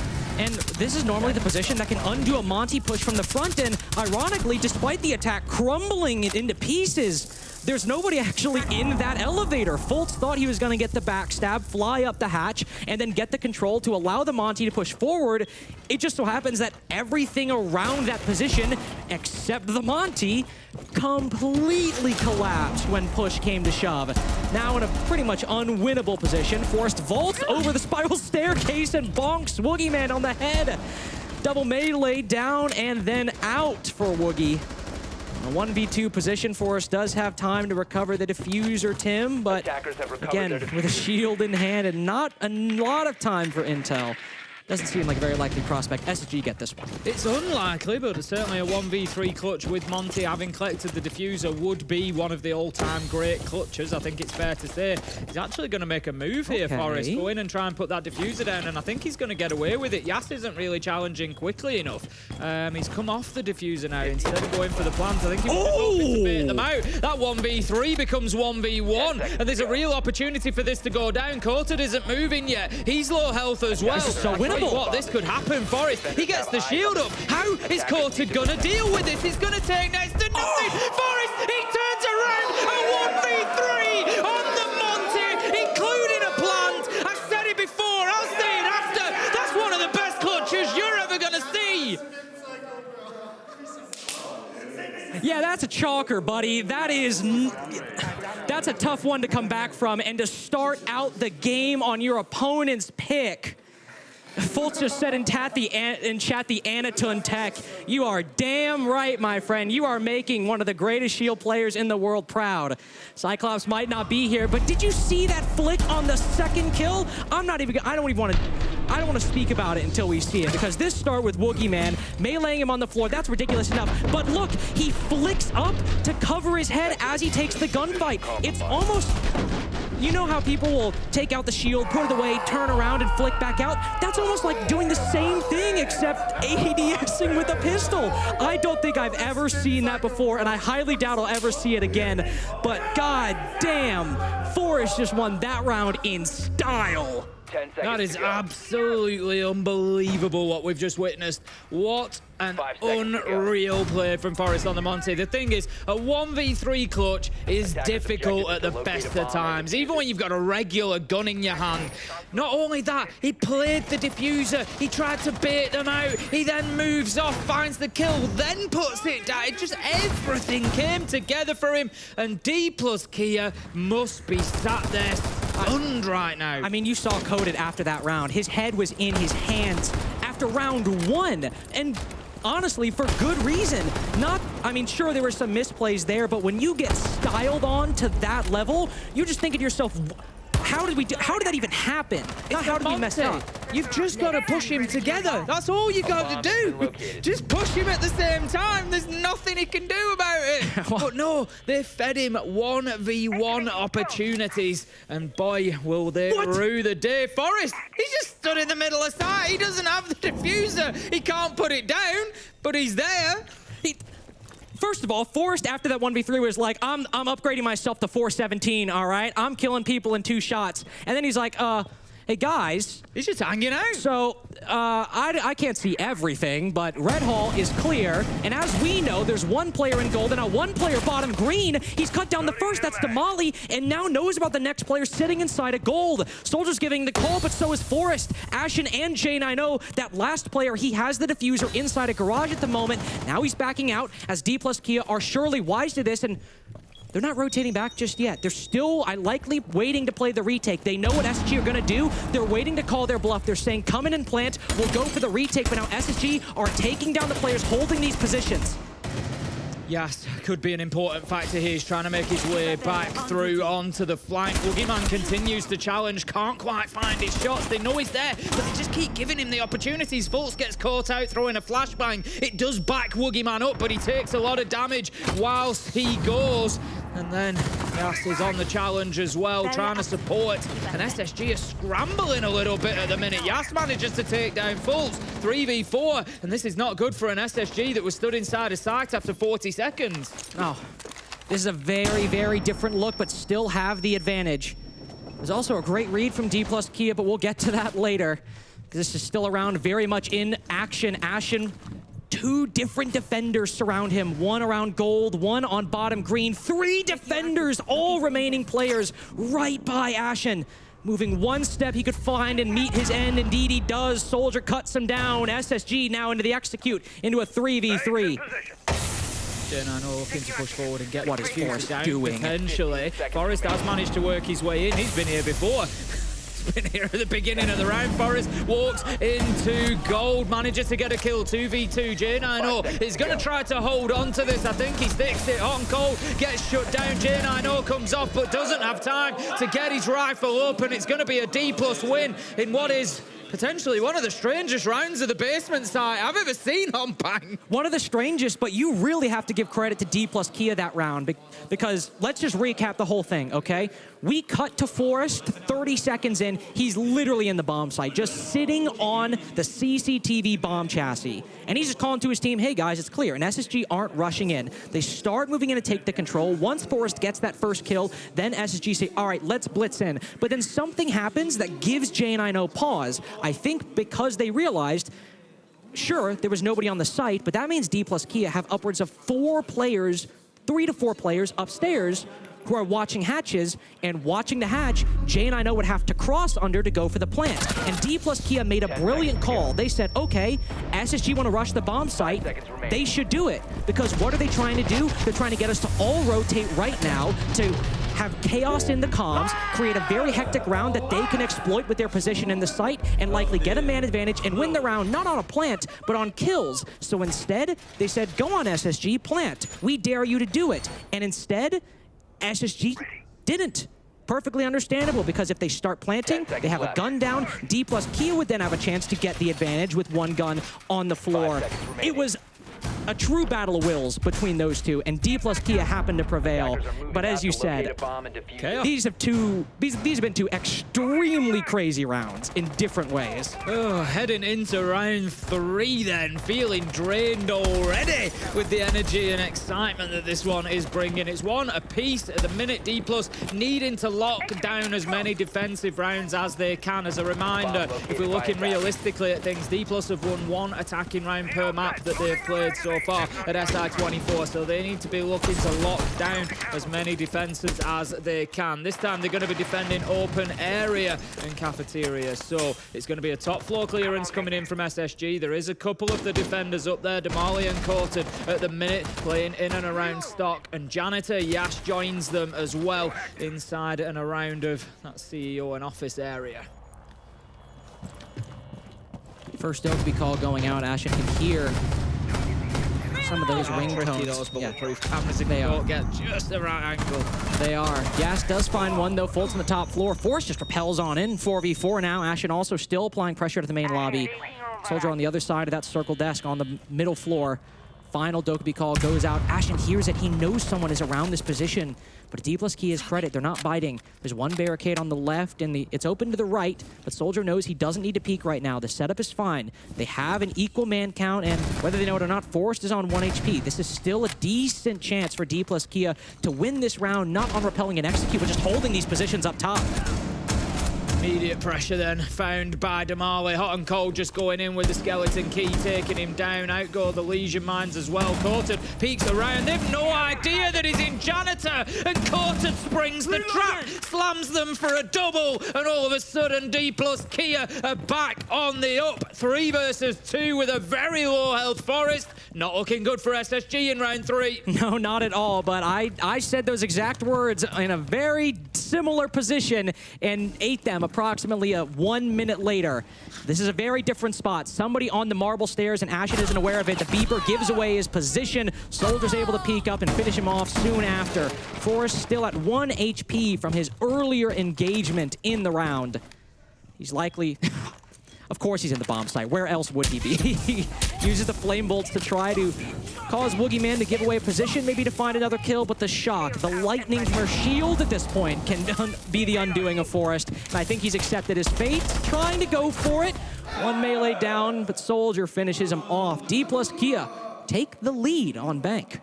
Yeah, pretty much the expected outcome there, Forrest. I don't think you get away with 2 1v3s with difficult degrees of difficulty in the same game. You got the Monte, you weren't going to get the 15 HP 1v3. So shut down very well by Dplus Kia. They managed to get themselves 2-1. They're going to be looking for at least 2 more successful defenses, 3 if they can manage it.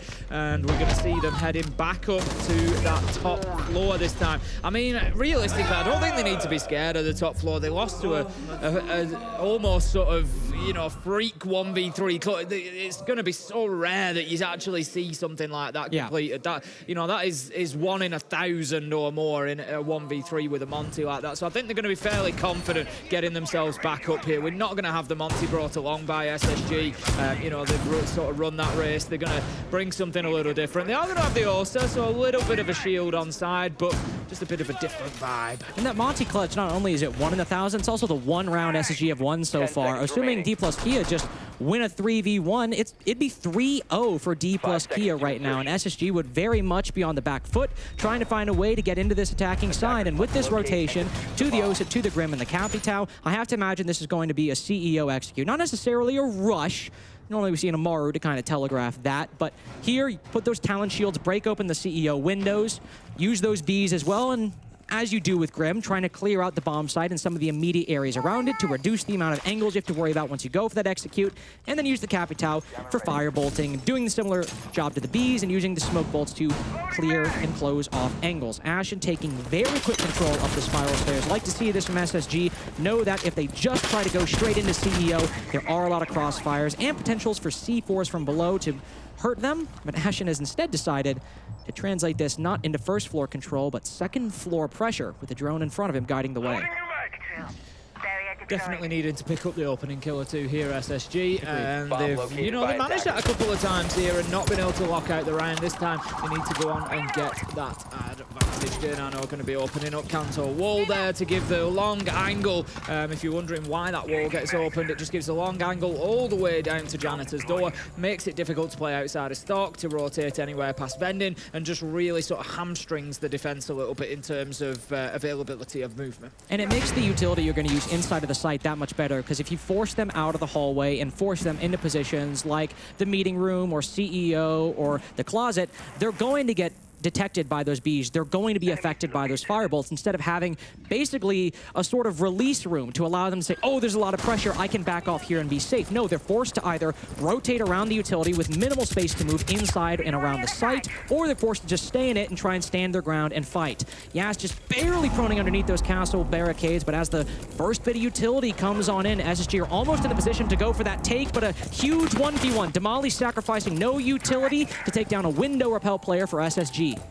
Yeah, on the jump out there, you've got to get the man before you hit the ground. You know that the Claymore is coming, but he does exactly that. And it is the ace that goes as well, I think, with some Selma charges in pocket, so that is going to prevent at least some of the hard breaching. J9O does have some pellets left, but was a long way away. And look at this. You can't see it on your screen, but Forrest is rotated all the way from the windows, but with Diffuser is all the way inside of stock at the moment. So all of this utility that's being expended inside of the site, it's not to facilitate a plan at this point. They might be trying to allow Forrest to go for the backstab later on and push his way in while the defense is focused on hot and cold and the repel. The Yokai drone is going to pick that up though, stun out, and now they are fully aware. Coated has turned his attention towards stock door, and that's going to make things a little bit more difficult for Forrest. We see one of the shields destroyed, second one goes down. J9O manages to pick up Woogieman, and here comes the push. J9O's walked up Spiral for free. They've tried that third angle and it's worked. Yas is rotating around 1 versus 3. He's got a lot of work to do here. Diffuser starts going down. He manages to find Ashen. Could we see a second 1 versus 3 of the game? Unlikely now after Yas takes an absolute ton of damage. He's trying to work his way back in from Banana, but the problem that he's got is that SSG know exactly where he is. Forrest, after planting that Diffuser, gets the kill onto Yas, and that's SSG taking another successful attack. Oh, that's such a massive gamble from SSG, but one that's perfectly understandable. The utility they've tried to use inside of the site hasn't really cleared it out, and they're going in with a 4v4. They weren't able to have that advantage and feel comfortable as they push on into CEO. So that call from Forrest with Diffuser as well. Say, okay, we have 40 seconds about when he started going for that rotate. we've cleared out stock. We know it's clear. We genuinely know the positions of these players. We'll try to push on in. I'll apply pressure to the backside, and then either you guys can push front or you can rotate as well. And J9O just goes in, face checks Woogie Man. And while I do like the rotate in terms of the confidence with which SSG engaged it, I still can't overstate how much that came down to a couple key players getting lucky pre-fires or intelligent and well-informed pre-fires, but still with a bit of luck nonetheless, and winning heads-up gunfights that very well could have gone the other way. 2 more rounds for Dplus to defend, and they will desperately want to pick up 2 rounds as well. If SSG can get a 3-3 split here, I think honestly a lot of the work is done for them once they get onto the defense. Dplus Kia, statistics and maths will tell you, have struggled on the defense so far.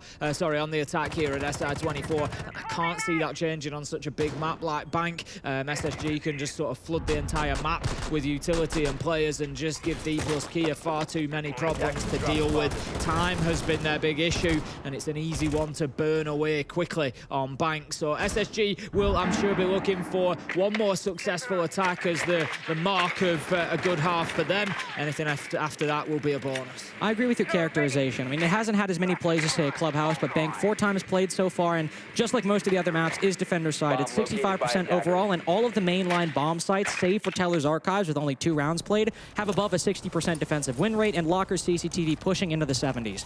So if SSG can get that 3-3 here, at least for the statistics of the event, the defensive side should be a lot better for them. Woogie Man turning off that phone just as Fultz propels on in, takes him down through the bookcase, and not only do the SSG get a man advantage, they also get to hack these cameras. So all that intel gained by the Valkyrie and the default cameras, that is now in the control of SSG. And that's a tool now denied to Dplus Kia, because those default cameras, they might feel more compelled to shoot them if they want to go for a flank or a big play.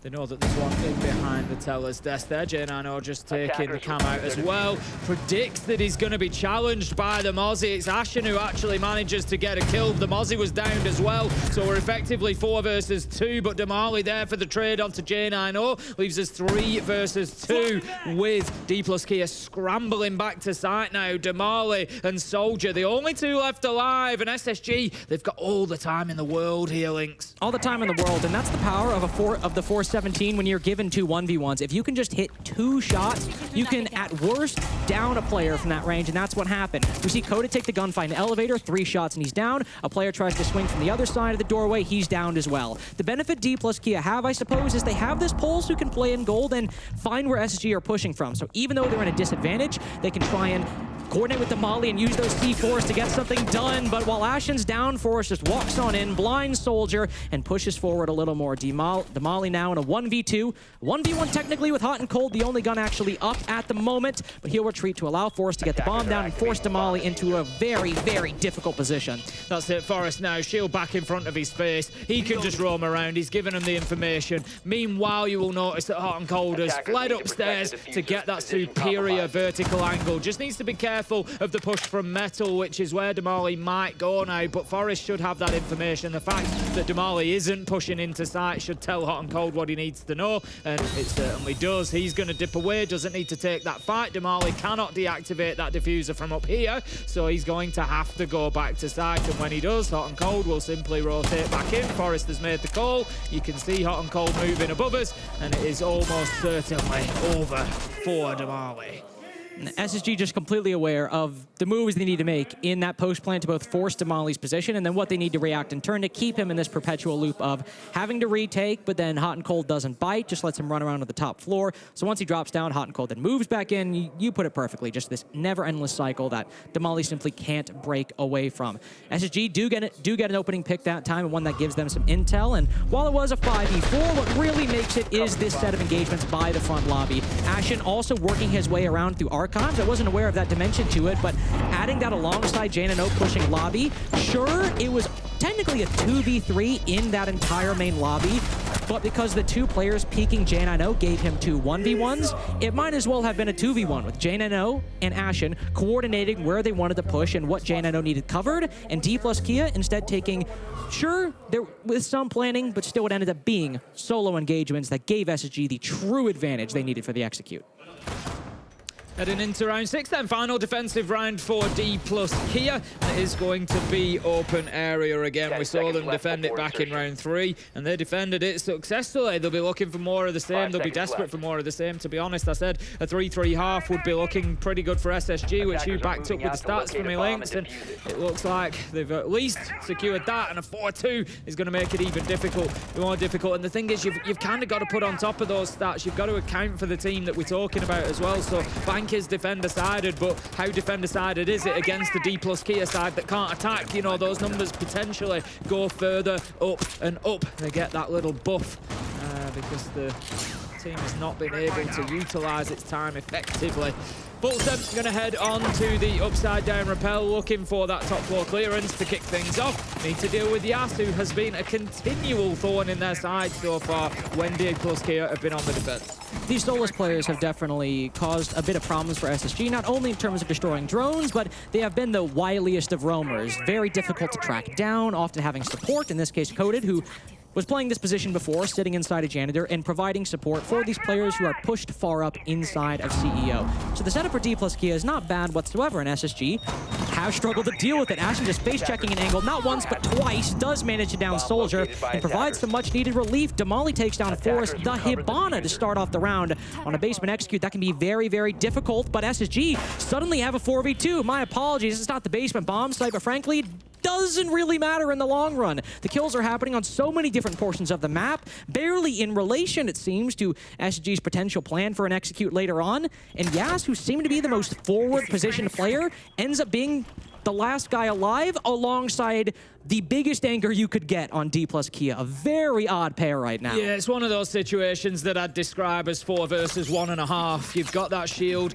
You know, the clash is very... The more your defense dwindles, the easier the clash is to deal with. Really, what you want is that clash to be an attention sponge whilst your other players come in and get the kills of the players that are focused on the clash. That's not likely to happen now, and Yas is going to have their work cut out. They need to find a couple of kills realistically. I like that SSG are being patient here. They're not rushing it. They've got 5 drones left alive. They can just take their time, see what's happening. They can maneuver themselves into position and make sure it's advantageous before they decide to pull the trigger. Pulse does drop. Boogeyman doing what he can to just keep himself alive with the shield on his back. Not going to have any joy though as Fultz takes him out. Yas is there with one onto Ashen. Diffuser going down at the minute. Hot and Cold is going to stick this. And Yas, he's trying to do what he can. We're going to get... I'm sorry, I'm losing my mind at Woogieman right now, but we'll look at this Yas potential 1v3 before we get to that. Yas moves into the small office position, does spot one, cuts down Hot and Cold. That is an excellent start, but in a post plant, your time is limited. There is a very, very hard limit on your potential for success, and it is dropping rapidly at the moment. Yas doesn't even check the prone angle, and Fultz is able to shut him down. All right, so anyway, Woogieman is inside of the bomb site, and he makes the right read. He says, all right, if I'm putting Yas in a 1v4 because I'm sitting on my shield and he's kind of playing in his own position, I need to take the gun out. Good call. I like that. And you know what's an even better call? Reading that they're probably going to drop down that stock hatch at some point because they might peek you on the close door as well. But if you have to choose one, that player on the hatch is a lot more vulnerable. And he looks there. And then Tim. He literally shot him. He shot him and then looked away. I get timing happens sometimes. I totally get it, and I imagine that is somewhat of a case of timing as well. But why don't you commit? You could have had it there. You have to make a decision. We've said one of the few strong points for Dplus Kia is that in individual moments like that, they can say, all right, I need to do this to work. And Woogieman specifically will say, all right, I will do it. And then he second guesses himself. At a moment like this, especially when he's 0-5 at this point, the only positive player for Dplus Kia on Oregon. Now, Yas has, of course, picked up that space. I'm not saying they could have won the round, but there's now a level of indecision creeping into the ranks of Dplus Kia that is already undermining what has been a very weak team in SI so far. Yeah, it was certainly tough. I mean, I'm trying to get into the mindset and figure out, you know, exactly what's the line of thought. You know, maybe he thinks that he's done enough to down the player coming down the hatch. Maybe. And he was a little bit... The fact that he was looking at the ground, he was trying to put his shield up in the air, and I think he was maybe worried about vertical angles above him, so he's thinking, get my if I point down, my shield's facing towards the ceiling, I don't get that fire from above, I've downed somebody down that, but then he found out to his detriment that he hadn't found. That's still, if I'm trying to find the positive spin and figure out what he was doing, maybe that's possible. Maybe that was the thought process. But one way or another, it doesn't matter, because round 6 went to SSG. It's 4-2 on the scoreboard. SSG are now on defense, and they're going to take us straight down to the basement. Doesn't surprise me in the slightest. If you remember, I suggested get into the basement, get players out, get little mini games all over the map for Dplus Kia to play. Just burn as much time as you can before they get anywhere near sight, and you're likely to win. And they've already faltered in the first one. We had 8 drones on the board when Damali died, and there's not a single lick of damage done to Ashen, and nobody was in a position to trade him out. So the opening start, just the simplest of puzzles. There's a solo roamer, find him and either push him back or take him down. At best, a 1-for-1 has failed for Dplus Kia to start. Their main entry has fallen. Now they need to still go about what they were going to do anyway, just down a player. There was no impact gain. There was no control really gained. Maybe you push Ashen back, but at this cost, it's not a very good deal. So they'll move on into the mid-round, opening up the hatches that they need to, clearing out some of these barricades to ease rotations. And, I mean, they're doing it fine. They're doing it well. They also have a lot of utility, those smoke grenades and those flashes, and a lot of those drones to make this easier. And if they can clear server stairs, maybe we'd have something positive, but Fultz kills Soldier with a Maestro camera after Forrest downs him with a shotgun and now has trapped another player inside a server. This is not a great start. Forrest has done a great job there, realistically. Loses his life at the top of stairs, but he's burnt 2 minutes and taken another life along with him. So it leaves them now 4 versus 3, and it starts coming down to this position that I said, you know, final sort of 30 seconds, 20 seconds, and Dplus Kia are trying to push onto site. They're now pushing into Vulcan canisters as well, limiting their ability to get in and support even if there is a hatch drop. So again, a nice setup from SSG to just absorb this pressure at different stages of the round. How are they going to get out of it? They did take down Forrest, that smoke, and they popped a lot of those Vulcans, but with those 2 C4s, as long as SSG just stay alive in red and stay alive inside of gold, Dplus Kia don't have the time to bait them out. If these land properly from SSG, this round's as good as done. 15 seconds to go.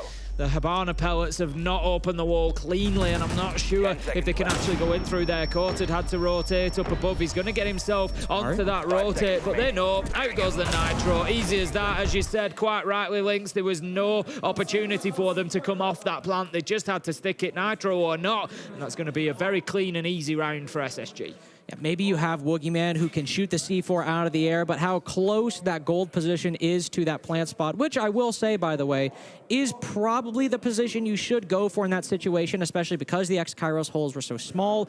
You don't have a whole lot of options, but at least there you're not exposing yourself to gunfights and C4 angles. Playing close on that wall, you're really just exposing yourself to the C4, so maybe you're able to...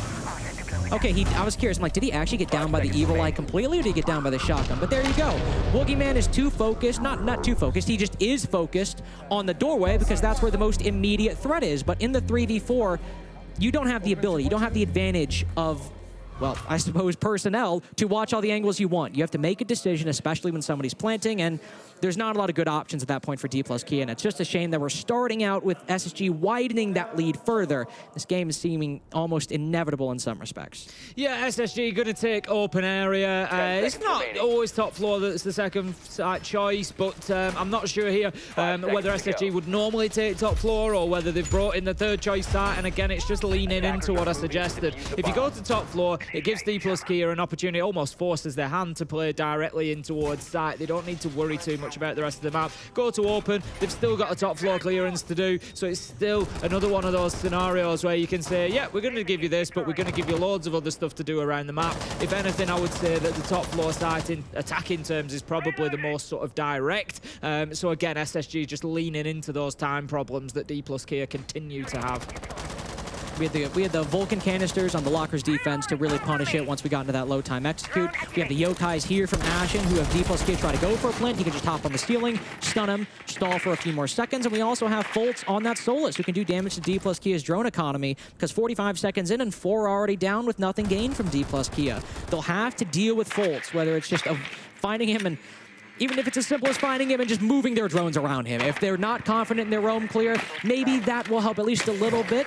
I like this from Woogieman. The Brava can be extremely impactful, and look at this. With nobody in sight watching, he's taken out an F-Naught, hacked in a Rooney Gate, and set up the attack actually quite well for an execute from Square into Cafeteria if that's where Dplus Kia want to end. Yeah, absolutely, and they don't necessarily need to take too much of the map for that, so long as they're in control of upper square and they can stop anybody coming out of Janitor, which is exactly what they're doing now. Damali moving in through CEO. Once they've got that area locked down, they can just go directly in from Electrical. They need to be a little bit conscious of tellers, make sure there's nobody in there, but it just sort of cuts out about 50% of the map that they don't really need to worry about too much by doing this. So Dplus Kia, even though I might have said at the beginning of this that the game is starting to seem inevitable, this is a very, very good position to find themselves in. They just need to watch for now players who are unaccounted for who could completely disrupt their play, and those two players are Foltz and Ashen, who are right on top of each other inside of blue. Ashen can use those yokais to supply intel to Foltz to make a very informed flank up those blue stairs as Dplus Kia are focused on opening up this quad wall and eventually moving in through the double door to get a bomb down. Dplus Kia have also put Woogieman on the printer window, but as Forrest is getting aggressive inside of the site, the flank might not matter all that much because Woogieman sends it on in, but ends up going in unsupported, dying to SSG. Yas on a very late flank finds 2 kills, and suddenly Dplus Kia are back in the race. That's a big mistake there from SSG. They can't allow both basement players to fall to Yas like that. The Honko will know that he's heading up blue stairs. There's no opportunity for him really to move elsewhere given the time. He needs to just continue this pressure. J90 gets one. Soldier on the hot and cold kill, taking him down off the counter. It's all up to J90 to hold on. We know that he's a talismanic player. Can he do it here? 1v2 becomes 1v1. Could it be another big clutch for SSG? 7 seconds left to go. J90 trying to flirt with the time as much as he can here. Burn it down, force them into something, takes the challenge, finds the kill, and this time it's a 1v2 for SSG. Put it on the successful clutch list because they are locking down round after round. That round could have been very successful for Dplus Kia, and it's not because of the setup they had at the beginning. While that is true, that's not what I want to say. That's not what I want to highlight from that. It was the printer window position, because that's a very common position. When you're going for a take from square into cafeteria, you have someone on printer window to try and cause some chaos inside of the site, find a gunfight where the defense is focused on the front side where the execute is coming from. And 2 different players try to fill that spot. Woogieman and I believe Soldier as well, but either way, 2 different players. When Woogieman hops in, look at this. Forrest gets the first kill, and then Woogieman hops in by himself when Dplus Kia are not going for the execute. Wait, actually, that wasn't even Woogieman. That was the second time that a Dplus Kia player vaulted into printer window solo while the rest of the team was not in the right position to capitalize off of that. Even if that player dies and he distracts SSG and forces their crosshairs away, in a perfect world, he distracts it from the players pushing front side, and then those players can create a point inside of the site. But both players, Woogieman and the second one, pushed solo when the team wasn't ready, and it cost them. SSG take us up to the top floor for round 9 then, 6-2. They are now on series point. Dplus Kia need to win 4 attacks in a row. Just a reminder, they've only won 5 in the entire tournament so far. That is the scale of the mountain that is facing them now that they have to climb. It's going to have to be 4 back-to-back here on Bank just to get them through to overtime. SSG are up on CEO, and you get a feeling that this one is probably going to be short-lived. Swapping mags! Absolutely, and the position at this point that Dplus Kia and their compatriots Bliss are both finding themselves in is that their match tomorrow might become of the utmost importance. There are a lot of implications to that, but this is what Dplus Kia are playing for. They're not just playing for a win on map number 2, but a chance to dig themselves out of this hole they found themselves in and try and get at least tied with Bliss in this group and maybe just a little bit above them. That is what they need to do, and it needs to start here on a CEO attack. Woogieman, to say something positive about last round, Woogieman was very, very good using these clutch drones to hack the intel inside of the site. He's doing it again, trying to hide himself from the warden, but it's a little less successful this time. There's also a lot less electronics to hack on SSG's side. Sabotage is going to take down that keeper barricade, which is just going to provide a line of sight through to Janitor. Immediate pot shots taken. Not going to pick up any damage for the time being, though. Ashen just holding a tight angle there for anybody who chooses to rappel in, or if he maybe gets a little view of any pixel on the windows there that he can take a pot shot at. Fultz is going to take a lot of damage, but SSG holding on nicely at the halfway mark. Holding on nice indeed. Fultz might take a little bit of damage, but he's still alive in his position. Can still play and use that final Kiva barricade to provide an obstacle for Dplus Kia. Shielding their vision from useful information inside of the bomb site. It is a very close setup for SSG. 3 players inside of the site or in areas around it, and then the 2 furthest players away are Stock and Circle Desk. They are not far away whatsoever. SSG can play these trades so well. Once Dplus Kia go in for this repel, that makes the Grim way more important, the Capital more important, and this advantage that Dplus Kia have now of the utmost importance. Woogieman does manage to take down the half-health Fultz, and that gives them a slight advantage. Woogieman doubles up on that. 5 versus 3 now. Ashen cut down. This is looking like a much better attack from Dplus Kia as J9O tries to challenge the long angle there from Janitor into square, but can't quite find his man. Forest is working underneath. Tosses a Nitro, just sort of a throw it and hope, but there will be no hope in this round as the 2v5 continues. 20 seconds left to go. Beautiful find from Forest, but unlikely to be enough as Corted is starting to get that diffuser down. Will successfully stick it. J9O now starts trying to push back in on the retake. Such a difficult post plant now. Dplus Kia getting the kills they need in the very tight few seconds between repelling in and putting that diffuser down. But once you've reached this position, this is the home stretch. That is not a particularly hard jog. Just go back out on those repels, have a couple players inside of the building to draw the attention of any remaining defenders, while also making sure that their rotations are inhibited a little bit, and Dplus Kia at least get 1 round on the attack. A very slow affair to be sure, but when you're on a CEO attack, as long as that utility lands inside of the site, you have a fighting chance. Maybe they didn't deal with the stock position. Maybe they didn't have main stairs control. Maybe even square control was a little bit difficult. But as long as that utility, that Capital, that Grim do their jobs, and if you can get an opening pick, you have at least a 50-50 shot. Well, I don't know about the exact numbers on that, but you have at least a fighting chance to win that round. And even if it is close to the minimum, Dplus Kia got it and worked well with it. Yeah, I think it's absolutely no surprise to me that the one attacking round that Dplus Kia win on bank is the top floor, where they don't have to worry about the rest of the map. They can just go straight to site. They've all the time in the world, and it's not a big issue. We will see then how they do attacking down onto the basement again, because their problems return, and that is that SSG will try to cause them problems around the map. They will try to give them as much to do to burn as much time as they can. Dplus Kia, they've got 1. They need another 3 back to back if they are going to keep this matchup going. Goyle canisters are being placed by Hot and Cold once again. We saw how impactful they were last time. Detonated about that 30-40 second mark, and just again burning so much time off the clock for Dplus Kia. I'm intrigued to see if SSG make any changes to their setup, because we don't see that Mozzie like we saw before on this site, so I don't know if we'll have any truly solo roamers on the top floor. We do have some. Damali's found someone reinforcing the hatch. Come on, you gotta get this one. Excellent read by Dplus Kia. Late reinforcement by J9O, and you've taken down not only the Warden, of course, but now acquired that 5v4. A very strong start for Dplus Kia, and if those smoke canisters and Vulcan packs and the Yokais as well are looming over them as potential bits of utility that can punish them for a slow execute, they've minimized the possibility of a slow execute entirely with that pick. Bit of a mistake from SSG there, you've got to say. Quite often the preparation phase will be extended, and little bits of utility, even reinforcements, will be done after the action phase begins, but you got to be careful which ones they are. You know, you can't have it a hatch in open area with an external barricade so close to it is always going to be high risk in that sort of a situation. J9O paying the penalty for that one. Courted manages to get into the top floor. Dplus Kia, 1 minute 10, starting to get boots on the ground and starting to move through and try to take some map control. Last time around, they really struggled to deal with the smoke on blue stairs. How will they go about clearing Forest this time? They did struggle to deal with him, but a lot of the real problems came from the fact that, again, they didn't have an advantage going into it. They were trying to deal with a very difficult position to clear in a 4v5, and the trades ended up just staying SSG's way because of that early advantage. But now they can afford maybe to lose someone to Forest shotgun because of that kill on J9O earlier. And we know Dplus Kia know how to clear it. They're opening up the hole on top of freezer stairs. Nades might not be as strong as they were before, and teams aren't even bringing them anymore. But you know that the Warden is dead, so you can throw those flashbangs in and send someone down in the server once it's droned to pinch him down on the bottom. So Dplus Kia have the perfect situation they need to make this work.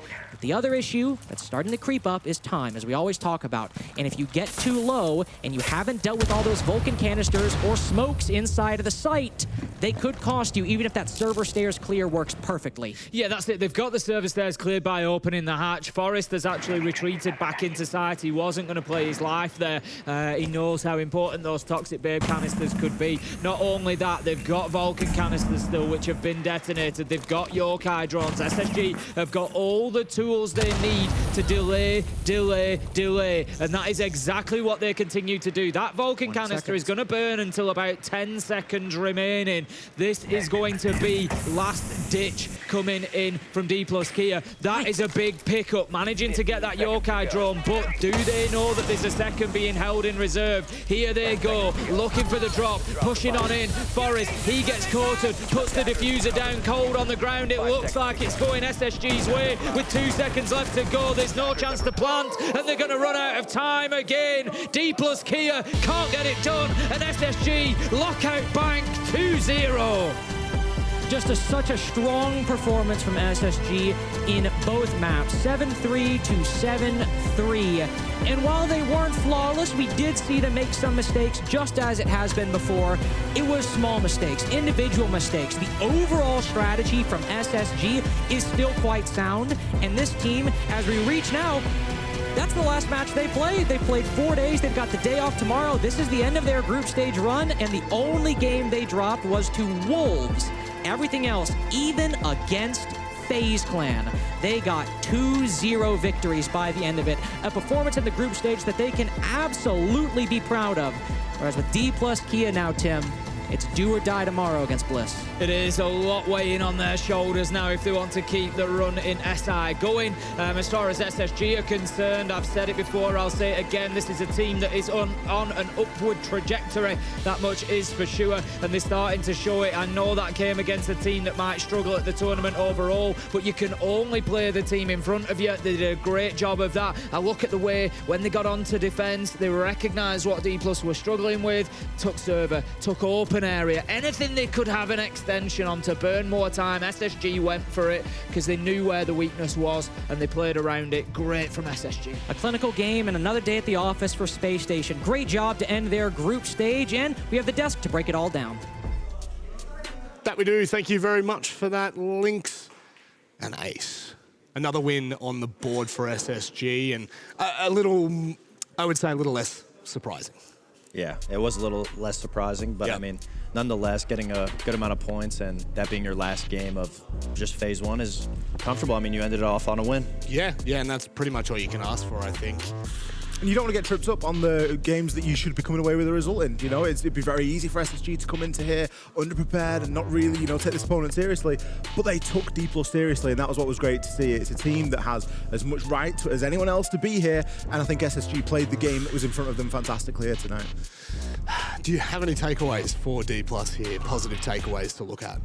I mean, I think the positive takeaways is, I don't know, there's not really much. I mean, I'd say there was a lot of good individual performances. We saw Woogieman in the first map. We saw, I believe it was Yas in the second map, doing very well on their lonesome, but they just lacked core fundamentals, and inevitably individual performance doesn't go that far without the team behind you. No, that's completely fair. Well, it's time to turn our attention to the interview. It's not a player interview this time, it's a coach interview. Call out. Congratulations on another win. I mean, this is 3 out of 4 games. This has got to feel good. Yeah, definitely does. You know, I think that first game obviously could have gone our way, but you know, finished out strong, got the last 3. So, you know, see what happens between FaZe and Wolf. Hopefully, goes our way. Absolutely. I mean, you guys. Some people say that vibes and hard work aren't really coexistent, but I think you guys are one of the most hardworking teams, and obviously you guys do everything together. You guys have the vibes up. Is there anything you guys do specifically to keep that energy and the hard work? Like, how do you stay so consistent in it? You know, I think it just comes down to like the culture of the team, right? So we like to have fun. We also like, you know, work hard. It kind of goes, you know, we take pride in doing both, I guess, if that makes sense.